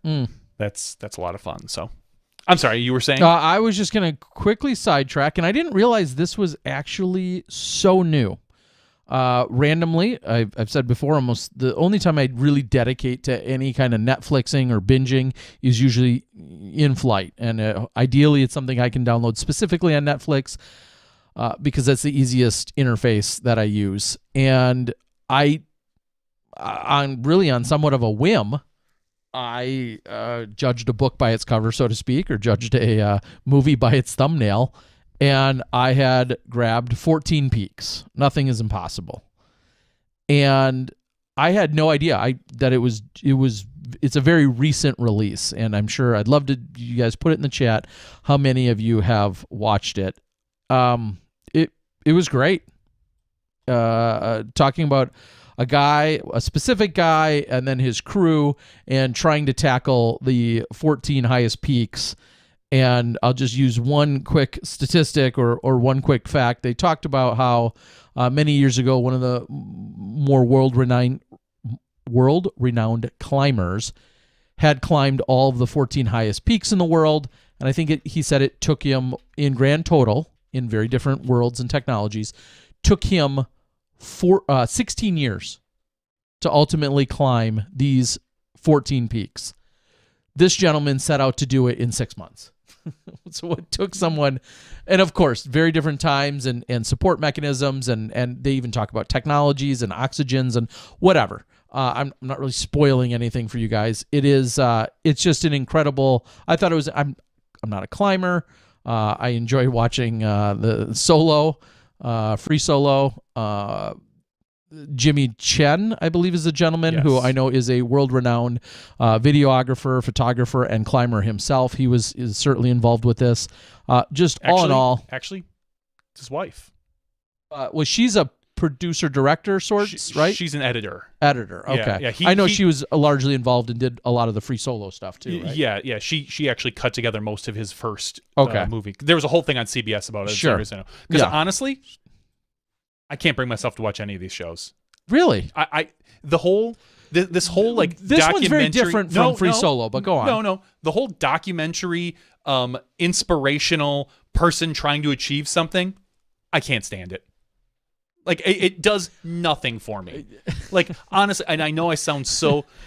You'd rather watch sci-fi people fly through Earth, yes, 100%, than watch somebody conquer a real mountain. Yeah, because guess what? On our planet. Spoiler: Earth. They're gonna probably do it. There's a 99% chance they're gonna do it. Way to go! Yeah. So triumph means nothing. Nope. So like Last Dance is useless. The documentary about the Chicago Bulls, like. Their last season. I've never watched it. Okay. At least that's to me that would be a little different than like this. Most of these, again, there's all sorts of them. There's but I don't think it was meant. Mountain climbing, emotional. I don't think it's meant to be motivational. Down to I think it is. I think it's. I find zero interest in them. They just don't do anything for me. Like they're just people. I don't know, just doing like some of the most amazing things in the world. Yeah. Cool. Okay. I know. You'd rather watch made-up things fly through the earth and I would interact with aliens and I would talking. It's the difference between fiction and nonfiction. Yeah, exactly. That's exactly. I would rather read a biography about somebody, like a full biography, rather than just like, here's this thing I'm going to do, and I am, this is inspirational. And I'm not saying it's self-centered, because that's not the point I'm getting at. I just don't. There's nothing in any of those to me that are like, will he or won't he? It's like, yeah, he's going to do it. Okay, let me guess. You're going to. Everyone's going to say you can't do it. You're going to triumph through it. You're going to run into some problem in the middle. You don't think you're going to get through it. You're going to get through it, and you're going to succeed. Woo! I mean, so you're suggesting they shouldn't have a typical plot line. I'm just saying that they almost are all the same, and I feel like I'm just like, okay. I can't bring myself to do it. I don't feel as if this was structured, and maybe this one's that structured way a little differently. Like, I mean, is it how different is it than, say, a National Geographic talking about some crazy natural occurrence, Earth's natural occurrence or evolution? Like, I mean, there's a problem, or it's happening, or it's not, and then there's that type of documentary is way different. Like a nature documentary is way different. I know. Again, it's just Okay. It's a thing. It's not the whole inspirational. This is weird. I would rather sit and watch 12 to 15 hours of This Old House. Watching somebody build something to me just is way different and way more enjoyable for me than this. I will sit. I have done almost nothing on YouTube the last 2 weeks than watching all these different people build like workbenches. Just these cool, like, hey, I built this and mine does this, and it kind of has this thing, or hey, here's this really cool garage storage system I created. That type of YouTuber build. So they had a problem. They used some ingenuity. And they applied some tools and resources. They overcame their problem, and they showed you a finished product. But you're good with all that. I'm good with that. You know why? But because climbing a mountain is definitely no comparison. Correct, because it's not trying to be inspirational. It's not like, oh, will they, won't they? And YouTube, I know the same thing. They show you the product usually at the very beginning of the thing. Hey, look, man, this is what I built. Here's why I built it. Cool. Most of these inspirational things should be about 12 minutes. Again, To I think me. that's a very generic take to claim that this is meant to be. They're all meant to That be. you can They're just all put meant it to in be. the one can of inspirational. Yeah. To me, this would be better as a Sunday morning 8-minute piece where I hear about this guy, just like I heard about Jimmy Chen. Cool. I know his whole life story. He was going to go to school. He ended up hating it. He lived in his van. He climbed all the time, took a bunch of videos, kind of wanted to do something. That's all there is to know about him. Met his wife. She put the stuff together. They created a movie. They got another movie deal from it, and now he's big and famous. And congratulations, he did it. Like that's what I want to know. Give me the broad strokes, and I'm happy. Okay. Anyway, it was good. Despite I'm not saying. despite Johnny's distaste for this style of And I like documentaries in general. Like more, but I like more generic history-based documentaries. These all feel like they're inspirational. Like a documentary, like tell me about the Civil War. Tell me about, like, teach me something. Teach me something. Don't try to inspire me. I know, but it's funny because I knew nothing about these 14 peaks, and now there's like all these tidbits and things that I've learned about it. Like I feel like it was just as much informational, way more so than even inspiration. Like I know so much more about climbing than I knew 3 days ago. I don't doubt just climbing and like everything they discuss in I'm sure climbing. I would pick up a bunch of stuff from climbing. Yeah, because you don't know anything about it, probably. I know very little. Don't try to flower it up.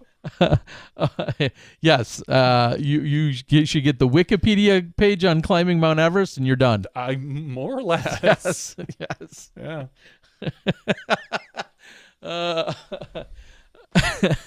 I'm still wondering why Star Wars is 9 effing episodes, right? Like, couldn't they have done that in like 15 minutes? It's like 30? 6 different stories. But okay. But yes, I understand you the concept. Trust me. All right. All right. So, is it Driffin? I'm sorry, my eyes are now bad. Driffin and Thrifton. Thrifton. JVD should watch the doco on the Challenger flight. There's no overcoming that story. I would like that. Yeah. That's something I would enjoy to watch. Yeah, no, 127 hours. That Is that the one where he cuts off his arm? Yeah. See, Yeah. now and that again, without getting too far into it, That's more of a recreation. Yeah, that's correct. not so much that a was documentary. Exactly. I feel like that was definitely more for entertainment. Not to say it wasn't good or whatever, and an incredible story. I have just in general, below zero urge to watch that one. I don't want to watch some guy cut off his arm. That's gross. that's true. Yeah, that's. And I know the story. He survives. He overcame the rock that pinched him, and he survived. He says, Lord of the Rings could be 15 minutes, 2 films of walking. You're not wrong. I love Lord of the Rings, but you're not wrong. You are not wrong.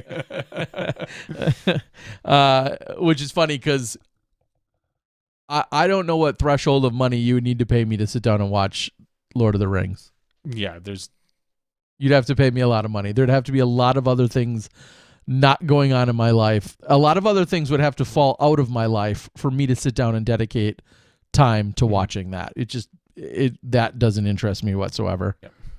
I couldn't even, and I'm okay with admitting this, I couldn't even give you the broad synopsis of that movie whatsoever, or series of movies or books or whatever. All of it. They find magic ring. They have to destroy magic ring. Okay. Pretty simple. Well, yeah. Yeah. No, I don't need to worry about a magic ring. I understand that. No. You also don't need to worry about the Jersey Shore. Yet you watched almost every episode of that. Snooki had real world problems that I could relate to. No, she didn't. Yeah. And JWoww, come on. Yes. That's and you couldn't pay me enough to watch that. Very, very true. We all have our problems. We all have our. Yes, Terry watches all kind of crap, but not. Terry Lord of watches the some Rings. really good stuff and some really crappy stuff. I watch a wide variety of things. No one needs to really watch Tiger King, but that doesn't mean we won't. Yeah, I'm with you. I mean, yeah. Yeah, I watched it. I will never watch it again, but it was, it was a big cultural phenomenon, and I thought I'd jump in. Blue Boy says, wow, disses Lord of the Rings. I'm not saying I'm dissing it. I just have no interest in it. No. I'm good with other people liking it. Yeah. Just like Johnny's saying about what I just mentioned. I just have no interest in it. Yeah, the Lord of the Rings movies are phenomenal if you like fantasy. Just like you would never get into Game of Thrones. It's not your style. And I understand that. Right. Johnny doesn't have to climb.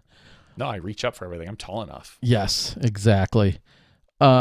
However, the one thing I will say about Lord of the Rings, I think it was Lord of the Rings, yeah, is naturally 3 years ago, almost to the day, I was in Australia for one of the greatest trips of all time. Thank you so much to Luke and Kinga and crew.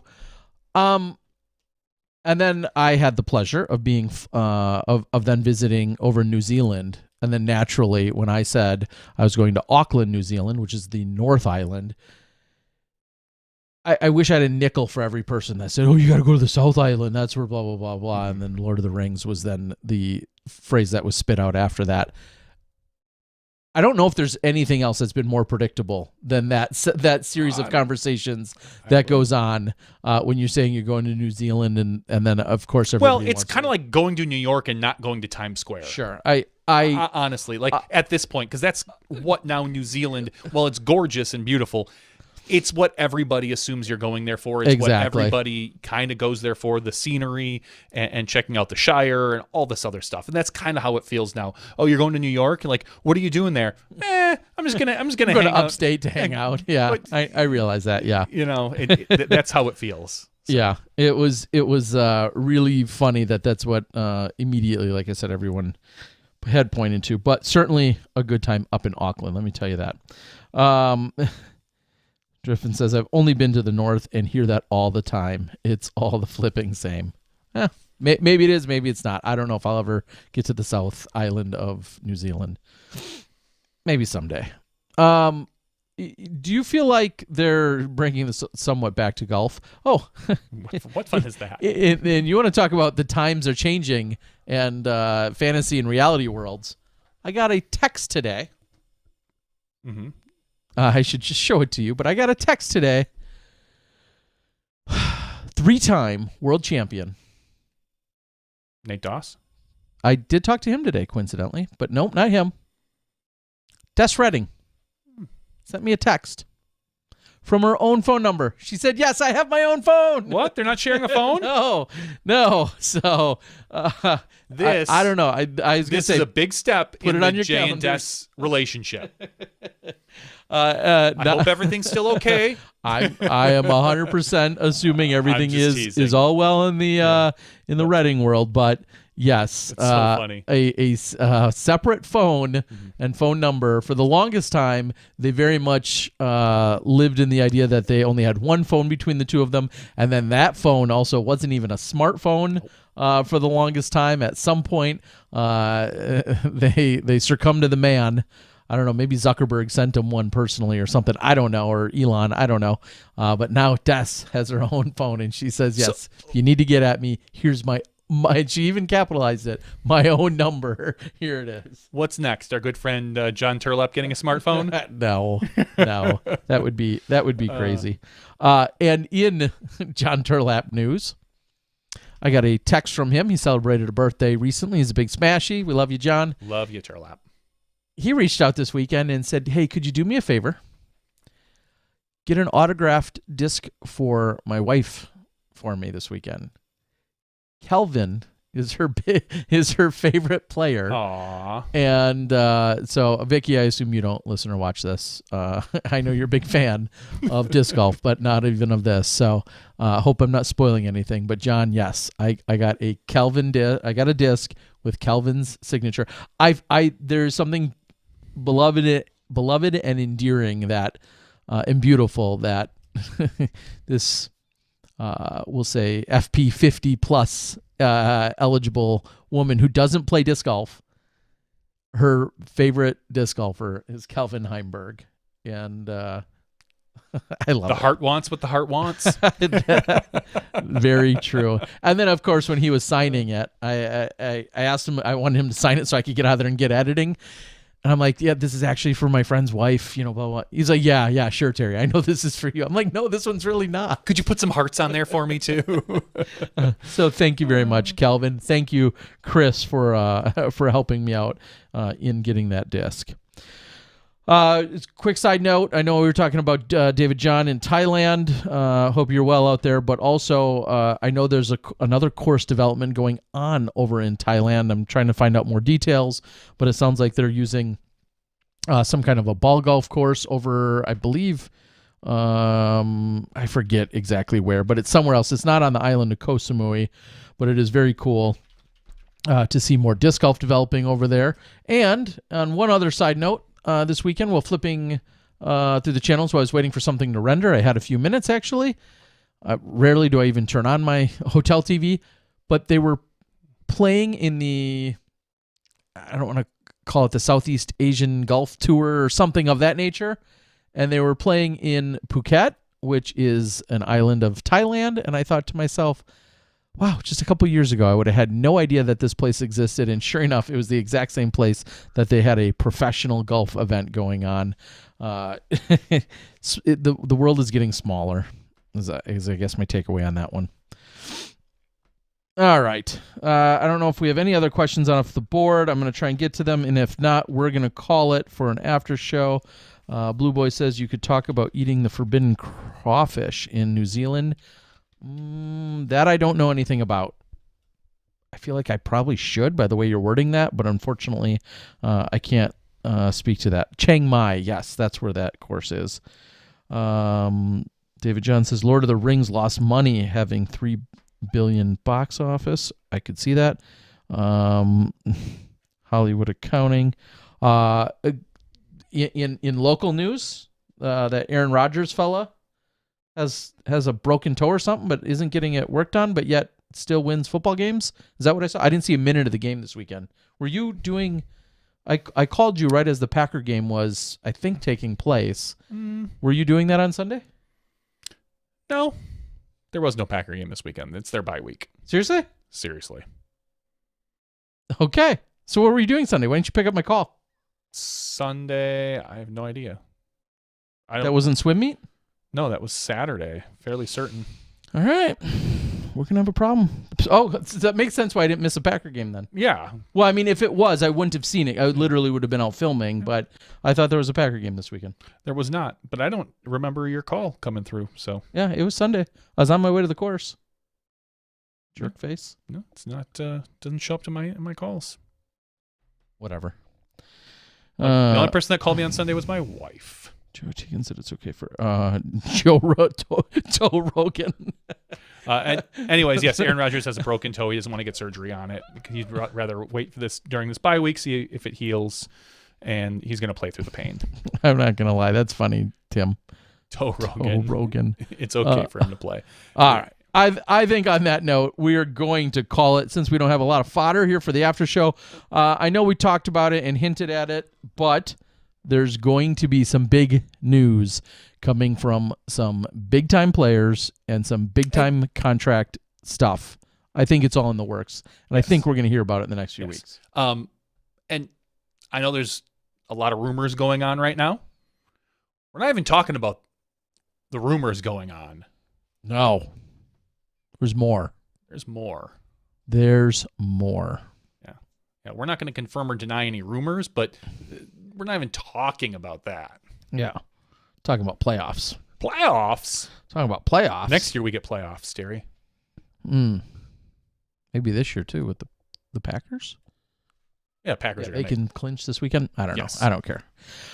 All right, guys, we're going to call it. We want to thank you guys for joining us. I know some of you are still sticking around. We don't know why, but we love appreciate you guys for tuning in. And thank you if you're downloading the podcast and listening to it throughout your workday or when you're trying to fall asleep or put you or your wife to sleep or your child to sleep. We don't blame you as well. We just appreciate you downloading and being part of it. For Johnny V and myself, this has been Smashbox TV's podcast 380's After Show. We'll see you next week. We'll have more news, more coverage, more late-breaking action coming to you from Smashbox TV. We'll see you then when you step inside the Smashbox.